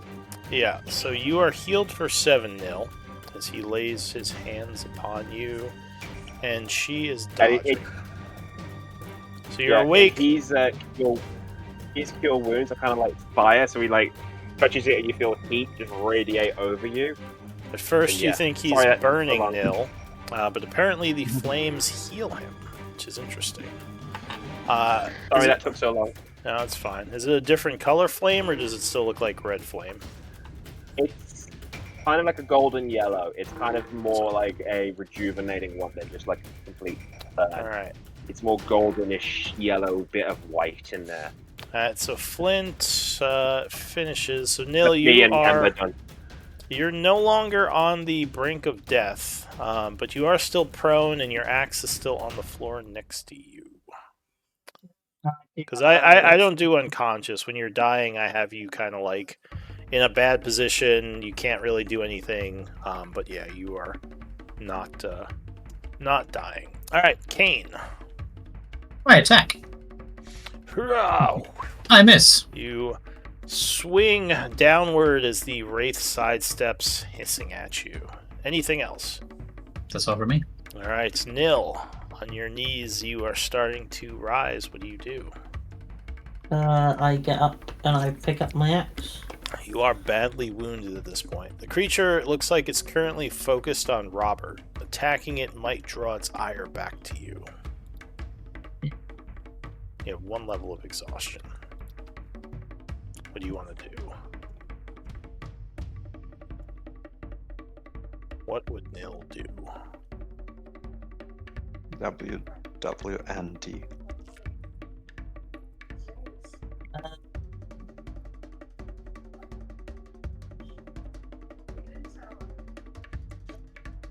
I could.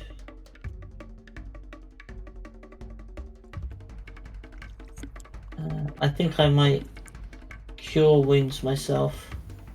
Alright, so you let Robert keep the focus as you fortify, restoring your health and stamina through magic. Go ahead and give me a spell cast.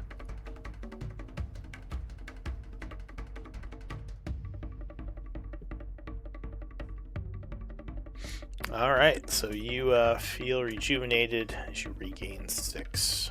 Anything else?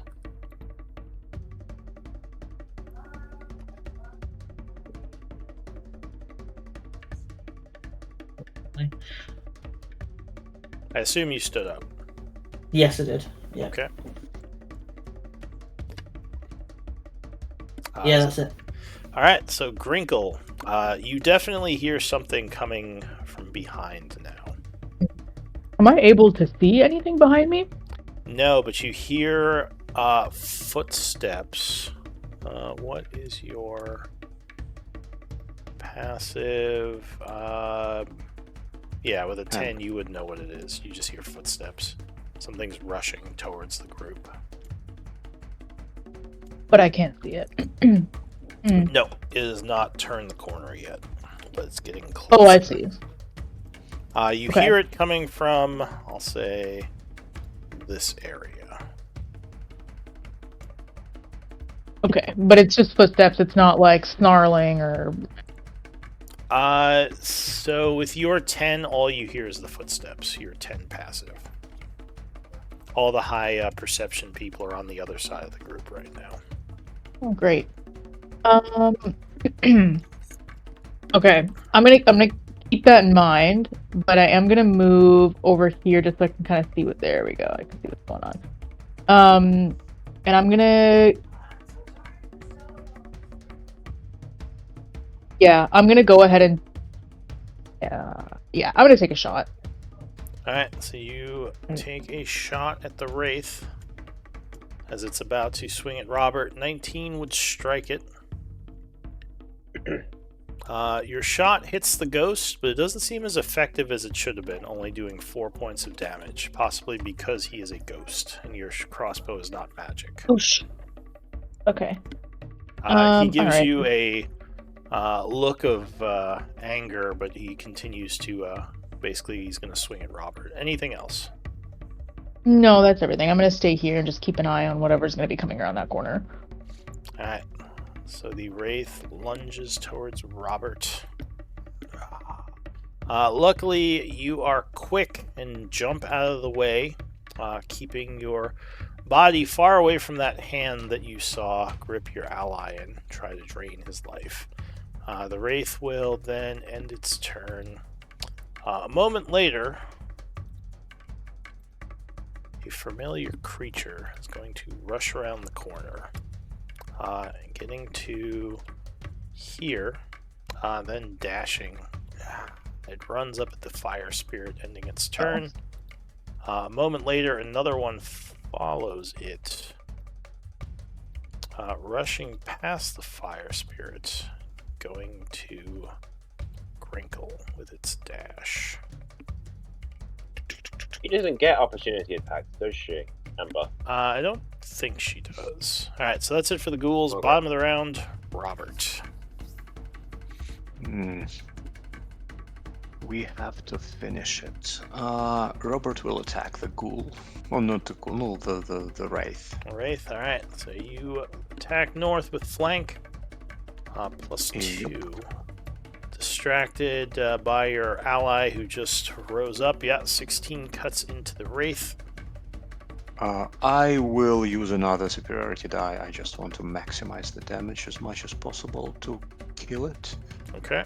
And at this point, I will allow. It is only wounded right now. It's not near death. Yeah, I will allow Flint to move if he wants. Up to 15 feet right now. Alright, so Flint, he barks some orders at you, and you are able to quickly move with the distraction. Okay. Flint goes, aye, Captain. I don't even. Flint moves further to the door. Wow, good roll. Like, Wait, okay. isn't it a D10 for your superiority die? At higher No, I don't levels. think so. Oh, I right. think- Yeah, you're right. It goes up later. Well, that is still very good. So 19 will half to 8. But that is not nothing, as he screeches at you and gets ready to lunge a second time. Anything else? I will use action search and attack again. Alright, second swipe.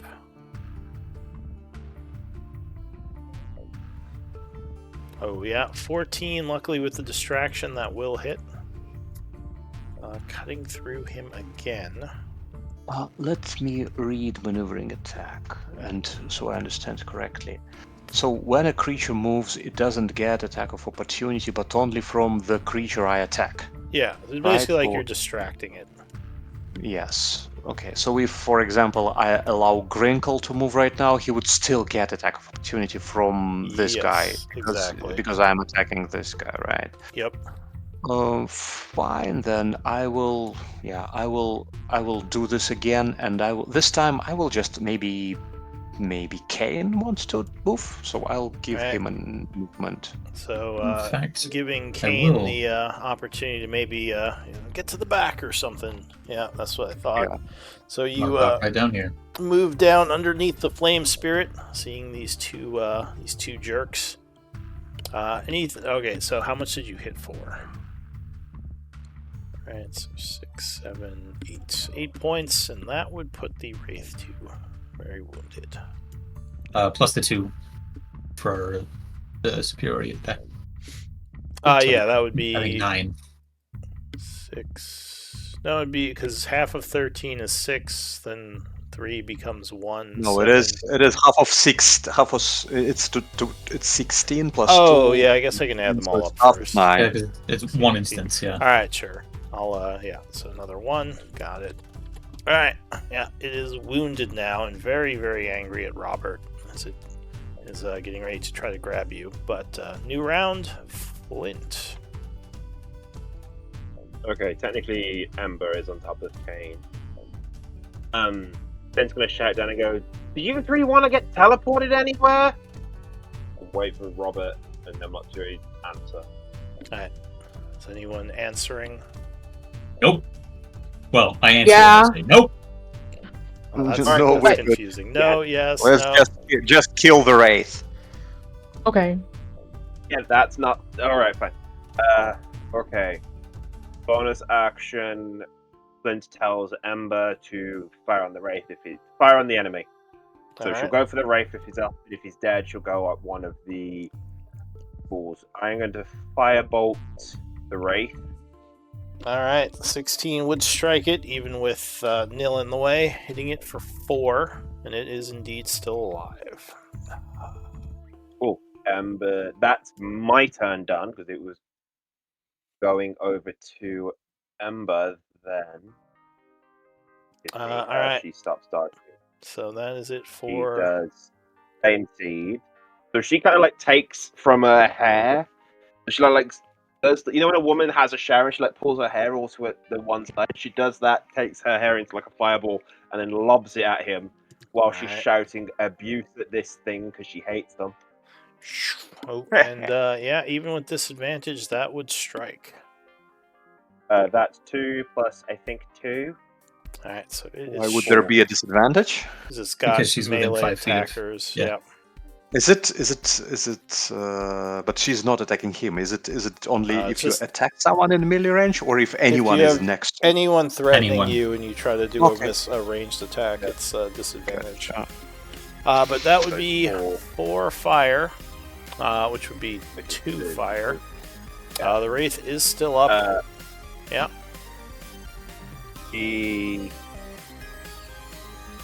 She'll stay where she's at. Alright. That's me and her. So, Kane, what do you do?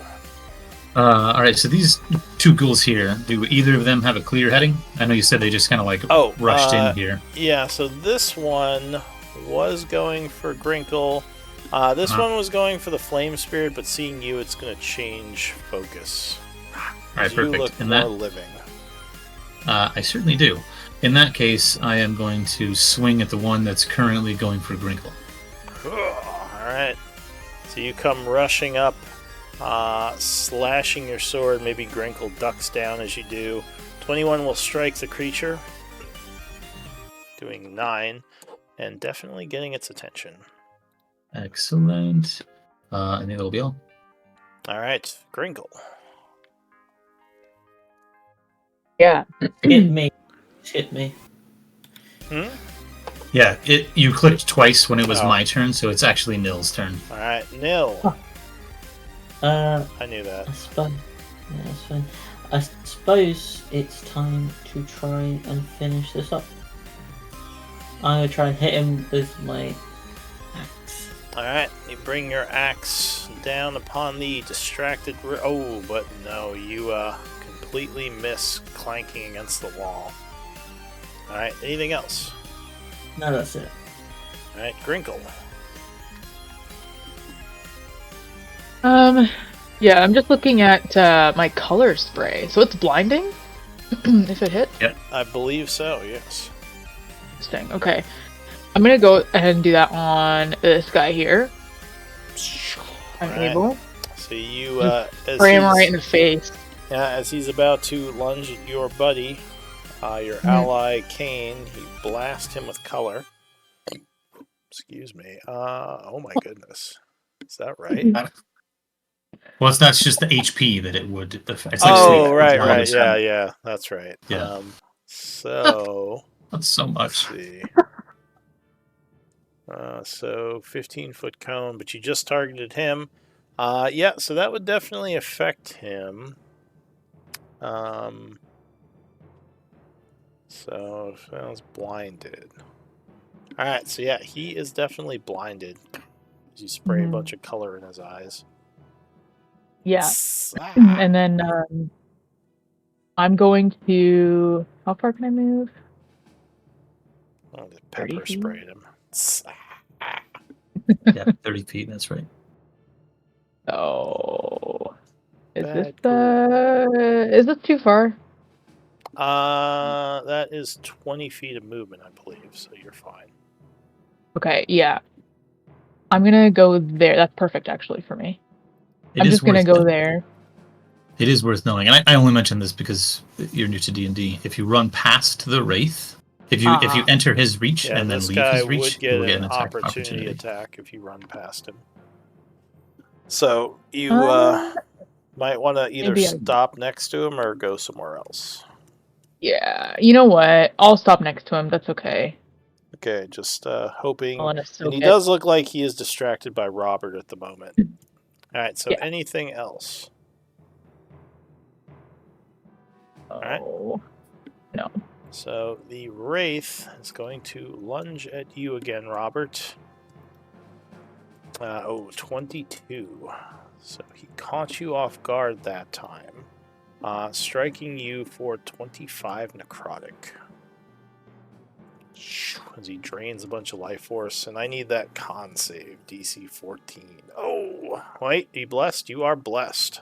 No, that was the last fight. That icon needs to come off. The icon! It's a lie. Alright, so you It is a lie. unfortunately are drained of health for 25. Putting your new total at 6 health. As he would drain life from you. That's it for him. The ghoul is going to lunge at Kane with a claw. 16, I believe, will strike. 16 will just strike. So that is going to be 10 slashing. That's a lot of max die rolls. And I need a... Oh, no! Jesus. You are paralyzed. That's my least favorite thing on Earth. That is, that's not good. As you feel yourself seize up. Took a turn for the worse. That's it for that ghoul. The other ghoul is blind, so it's going to kind of screech and swing wildly. I am, however, paralyzed. Yeah. So It is, since it can't see, I'm going to say it's going to follow you. And attack with disadvantage, because it doesn't actually know that he's paralyzed. So it claws at you, but it will miss. You can't see, just kind of slashing wildly in your direction. So Robert, you are not feeling good. Oh, By the way, if you put minus 25 next to your total health, it'll record the life drain, but not change your total health in that character sheet. Where do I do that? So in your character sheet where your max health is, just put minus 25 and hit enter next to it.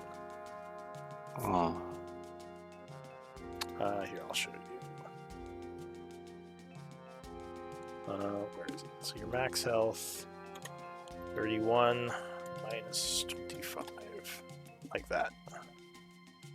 The max health not current. Yes, understood. All right. Oh, So what are you gonna do here? You motherfucker! I just want to finish him. I'll attack the wraith. All right. So you make a swing, and with this one, as he's draining your life, you cut through him and just right in half. See his screech echoes, and he falls to the floor. Anything else? And I see this guy is blind, right? So I will try to move through Kane's spot, and I will stand here and try to take the hit. Oh, sorry, I just realized, Kane. You took the 8 slashing, right? Or 10 slashing? 10, yes. Oh, sorry. I thought my sheet was linked. It's not. I have, yeah. There we go. No Sorry. worries. All right, so Robert, what did you say you were doing? You moved over there? I can't remove my blast thing. Can you help me? Yeah. I'm clicking on the trash can, and it's still there. Yeah, sure. Well, if you click on your token and then go to the icon underneath it, the little bubble. I can never find which one of those. There are so many. I can find which one is bless. So it's kind of right at the bottom of where the normal tokens end. It's like that little white book. But I'll get rid of it for you. That's fine. Okay. Yes. All right. Yeah. So I moved here, and I'm just trying to be next to Kane, maybe convince Ghoul to attack me instead of Kane. All right. It does look like it's going to attack him again currently. Like it's trying to latch on and just bite him now that it knows he's paralyzed, trying to eat him. Unfortunately, you're not there in time to get its attention, and we go. And while moving, I'll just shout, "Kane is paralyzed. Get him out if possible." Hoping that maybe the spirit will do. Oh, that's true. Yeah. All right. So Flint. What are you gonna do? All right, first things first. Action firebolt at the ghoul in front of Brinkle. Alright, so that would be an advantage. 17 will strike, even with the cover. For a whopping 1. But that would, funny enough, put it to wounded. I forgot to mark it as winded. Anything else? Gonna look Flint's gonna look at Nil and go, and just say, like, "You want me to, or am I leaving it up to you?" No, I've got this. I've got it. Right, cool. Flint just tells Amber to burn the tool. All right. He's gonna. I don't know if this makes a difference. Her flying here. He is flying. She is. I need to remember that she's flying with 10 feet up. Okay. Okay, cool. And then at disadvantage, so 18. Alright, so yeah, that would shoot the ghoul with one of your flame seeds. Yeah. And you That's should be able to change that PB to a 2 if you go into the sheet. But yeah, so it takes 6 flaming damage. Though it still seems focused on Kane. Anything else? That's fine. She's just. Ooh, that's it. Alright, so she went, you went. Kane, so at the end of your turn, you get another 19. save. Alright, well that's what you needed, so you will break out of the paralyze. Ugh. Excellent. I imagine as I'm coming to, I just grip my sword and at last second put it in front of me to attempt to regain my composure. Yeah. And that's it. Alright, so Nil, what are you gonna do? I'm gonna move down. Yeah. Alright, so you move into over there, got it. I was gonna cast Restoration, but I don't think he needs it now, so I'm just gonna hit it. He pulled Nice. free of the paralyze, so you go for that one. 21 would land a solid strike for 4. And it will, seeing you are no longer paralyzed, change focus to just hit it. Alright, so that's it for Nil, I assume. Crinkle. Yep. So this one is still kind of wildly slashing at you. How long is it blinded for? I think a minute. Minute? No more saves? Let me double check. Yeah. Could you link that spell, just the description, Crinkle? The blinding colors? I can try. How do I link If that? you click on the word bubble, I think it just links the description. It just says until the spell. Oh, it must be concentration. It says until the spell ends. So you're concentrating on it. So it doesn't. It's like that spell that. Yeah. So I don't think there's a save. You just have to concentrate as long as no one hits it. So okay, what do you want to do, Crinkle? I'm Concentrating. still on able your spell. to. Am I still able to attack when I'm concentrating? Yes, you just Yeah. can't cast other spells that require concentration. Okay, that's no problem. Well, I'm just gonna go ahead and please forgive me. I do not know how to pronounce this very well. The rapier. Rapier, yep. So you Yeah. draw your rapier. Shink. Yeah, I'm gonna sling the crossbow back over my back, take that thing out because this thing's right next to me. All right. So I'm you gonna try to would just jab him with it. have advantage because it can't see you. So you slash at the creature, or poke it, I guess, with the rapier. Haha! 21 will strike it. Ah. Oh, nice hit. So it is badly wounded from that strike. Perfect. Staggering back and kind of screeching, looking in all directions, trying to figure out where you are. Anything else? No, I'm actually gonna stay there because maybe I can finish it off if someone else can next turn. Alright, so this ghoul is going to lunge at you, Nil. Unfortunately, 19 will strike, hitting you for 6 slashing and requiring a con save, putting you back to a wounded state.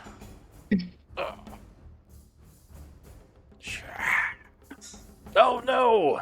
So you freeze up, becoming paralyzed. And it gets ready to lunge and bite at you, but not yet. The blind ghoul is going to continue swiping its claw. 9 with disadvantage. Yeah, so you would jump out of the way as it slashes. Robert.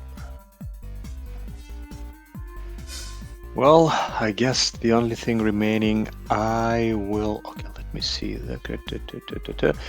I will attack the ghoul here. Alright, so you slash at Oh, the ghoul. yes. Oh, jeez, alright, well. As it's about to jump at your paralyzed companion, you just, like, cut right through its neck. Blah. Beheading it. And then I'll move towards here. Alright, moving over there. Alright, so new round, Flint. Right, Flint steps here and then will action Firebolt. Alright, sending a firebolt down at it. So blinded 23 will strike. And it is scorched. Alright, and that would end combat. What do you all want to do? The undead have fallen. Anyone know how Robert, effective? I could use rest. Robert just sits on the floor and says, "Oh, guys, I don't feel so good." And Please. kind of black veins are going across his face, and Yeah. his eyes are bleeding a little bit. He would look all like gaunt, like he's skinny, and yeah, like you said, like kind of black veins. Does anyone have medicine? I do have medicine. So yeah, myself. you would know that you are under the effect of life drain, but you think this type of effect. Actually, give me a roll for this. I should make you roll because this isn't common. 15. Yeah, this kind of effect you think will heal over time, but it'll take at least a day's rest to get rid of it. Yeah. And I'm sorry, Kane, what were you saying? I'll give you a chance to speak. I think all I said was I needed to take a rest, but that was before Robert also said that. So it could have also been the lightning that's going off around here. Get up. Yeah. Does anyone? I think one of you had religious knowledge. Was that you, Kane, or Nil? Me. So Yeah. you know that being undead, you can collect the essence of these things, which can be used for things like creating magical items or components for your spells. Can I stop being paralyzed? Do I need to roll the Constitution to get up? We'll say you come out of it. We don't have to. Okay, cool. It's only a minute. Can I try doing lesser restoration on Robert? See if that works. It'd be good to find out. So you. Or maybe he just knows. I don't think. Well, can you link lesser restoration? I didn't think it. My thinking. Don't believe it does. Yeah. There's one condition. Yeah, so you need greater restoration for what you're trying to do. Hit point drain. This only does like those blinded, 4. deafen. Yeah, those 4 exactly. Okay. The disease can be any disease, but yeah, it can do those conditions. So yeah, what do you want to do? I'm rifling through the cast citizen person, seeing if they got any tokens to identify them. The farmer? No, he wouldn't have anything on him. Just I think Robert already did that. Just his ripped clothes, yeah. And collecting essence from undead, what skill does it require? No skill, you just get extra essence if you have the correct knowledge, which for undead would be religion. Okay, gotcha. So guys, I suggest we just maybe collect essence from those guys and then go and rest somewhere, because like I don't know how you, but I'm in no condition to continue. I like if a cat sneezes at me wrongly, I will die. I agree. I was thinking that perhaps we might just have a little rest and push through, but you look like shit. Oh, thank you very much. Alright, so you're collecting essence. So what do we have? 2 ghouls.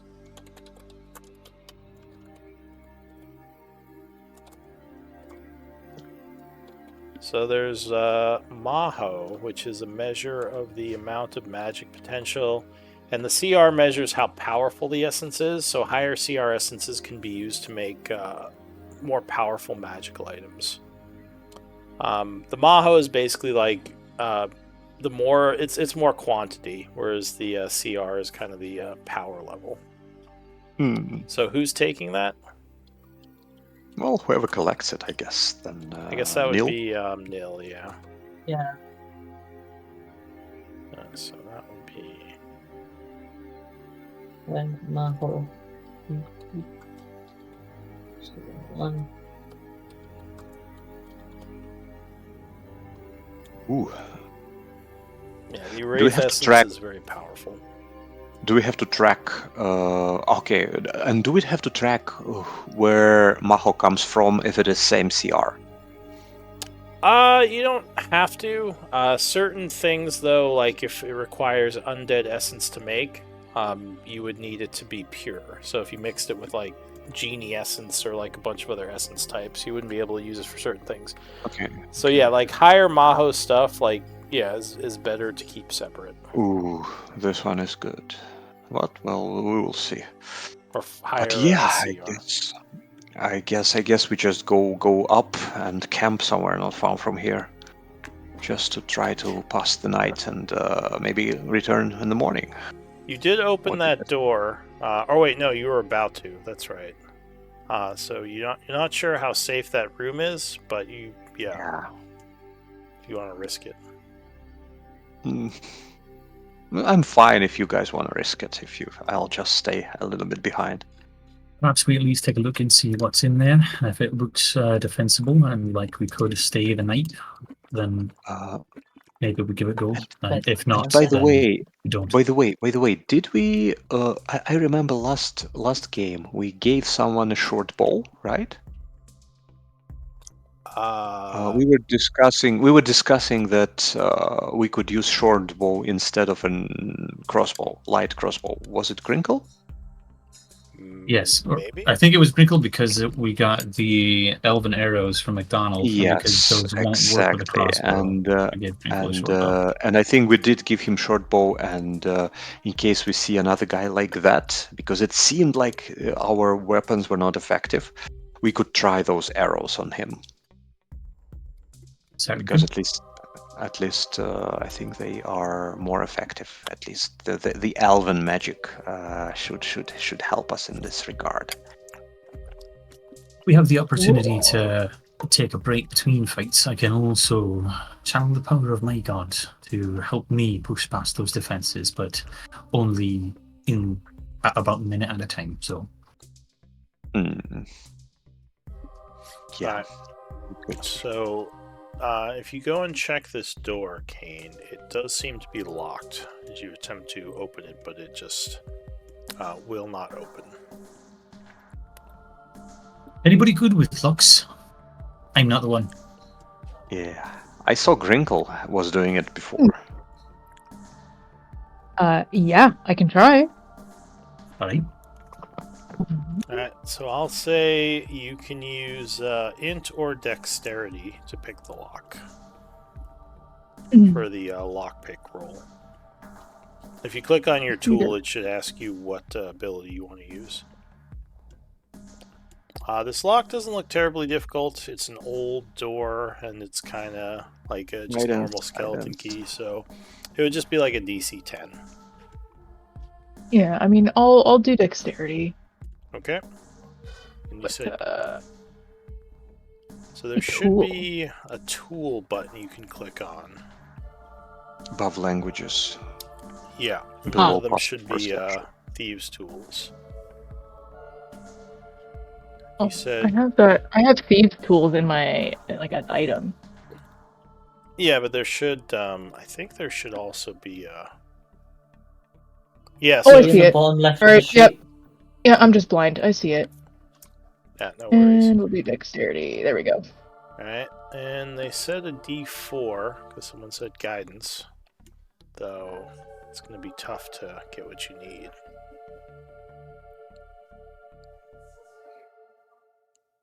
So roll a D4.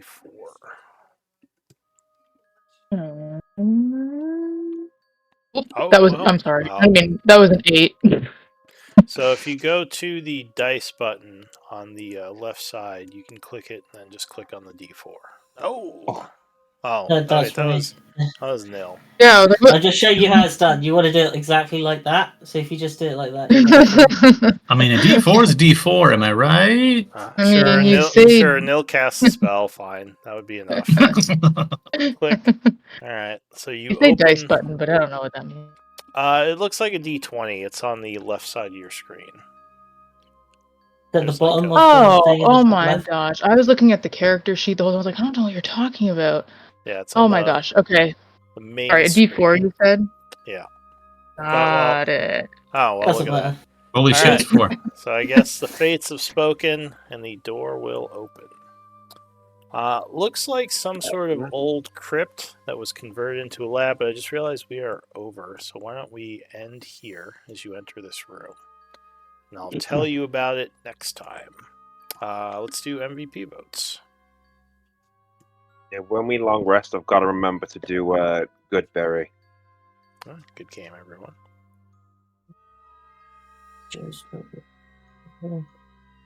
Yeah, it was a good one. Unfortunate, this huge attack. I could have gone forward with a couple of short rests, but now... Yeah, I got having a max HP of 6, there's no way. Exactly. But just don't get hit. Yeah, you got. Yeah. Well, Just don't fine. get I'll just dodge. I'll just dodge. Just dodge the whole time, yeah. Just dodge. I didn't realize how big the aura was for the fire elemental teleport. Oh, for the explosion? Yeah, I put the 15-foot thing and I was like, oh shit! I was like, well, okay. The explosion is The explosion is 5 feet. Yeah, it's just things adjacent to it, but the distance for the teleport is 15 feet. I think I need Why a do I couple. keep thinking the explosion is 15 feet? Okay, I got really stressed. I was like, shit. Alright, so this is the command to vote, just FYI, in case people forgot. Thank you. Just with the name Yeah, of who you're that's voting better. for. I think I need 2 more votes. Alright, so Robert with 3 votes, your MVP. Oh, Congrats. thank you very much, guys. Yeah, any XP claims for inspiration? Not XP, yeah, inspiration. There's more combat today than RP. Yep, none for me, I don't think. Alright, well, good game. Hopefully everyone had fun. And we will see you next week. I'll be here just recording stuff if anyone wants to talk. Otherwise, you're free to hang out or go. Your choice. Just wanted to warn. I'm going for a vacation starting from tomorrow, and I will be on the road on Monday, and I'm not yet sure. I'm not yet sure if I will be able to join. So I think there is like a reasonable chance I'll just call in from my laptop from somewhere. But just to warn you, there is like maybe a 20% chance that I will be stuck somewhere without internet or something. Well, that's fine. Just let us know.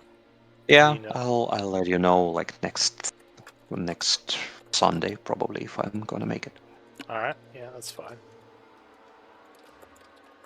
That was reminding me how far we can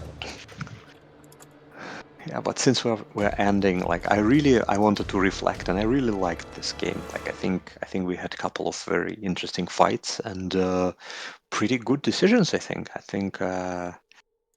it was pretty well done. Yeah, no, you guys, I think mesh very well in combat situations, and yeah, so far so good. Like this, and like a lot of very effective things. I think like this fiery sphere was like very very on point, cast perfectly. It was and fire sphere or spike growth. I couldn't decide which. Both very. I think good Fire spells. Sphere was very good because it was just cast immediately. We blocked them. It was attacking them from behind. I think it managed to attack like 4 times in total, or 5. So it has done a lot of good stuff. And then teleporting Rob, as I said, it was like really good. Thank you very much for teleporting him out It's of those. cool. Like I try and use it as an emergency escape thing. I just remember that I forget the explosion bit. Yeah. Yeah, Yeah. get used to it over time. I haven't seen that's too what many with the aura. people. Like, I really like the Wildfire Druid. I kind of want to play one, but I haven't seen too many people play it. So I'm interested. I just think to it's because see. people.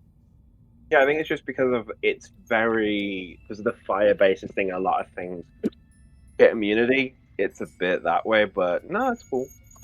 Yeah. Well, I Certainly think resistance. I think it would be a good contender for Elemental Adept.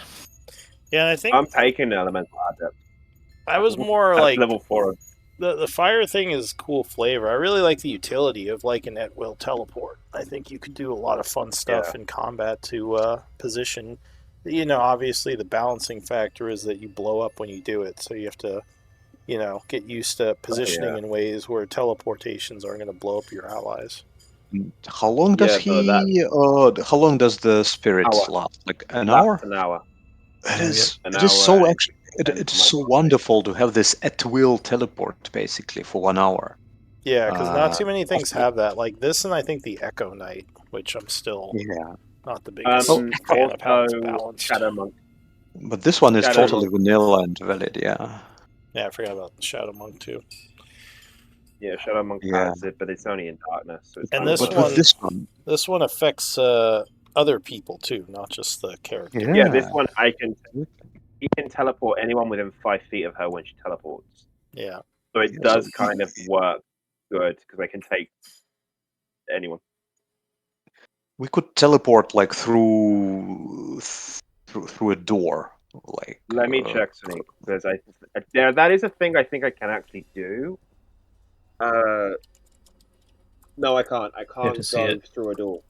Yeah. Why? I have to see where I'm going. Yeah. No, but you could make a hole or like teleport through bars of some kind of. Through bars, sure. Yeah, just not a door. Punch a hole through a door, I can do it then.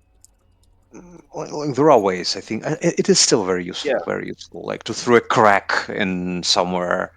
I mean, one thing I've read because I've kind of looked up what they can do because I was like, if I'm doing it, I want to know how I can use it.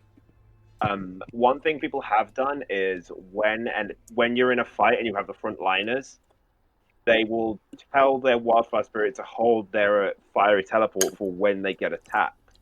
So they burn their reaction, teleporting the people out of harm's way.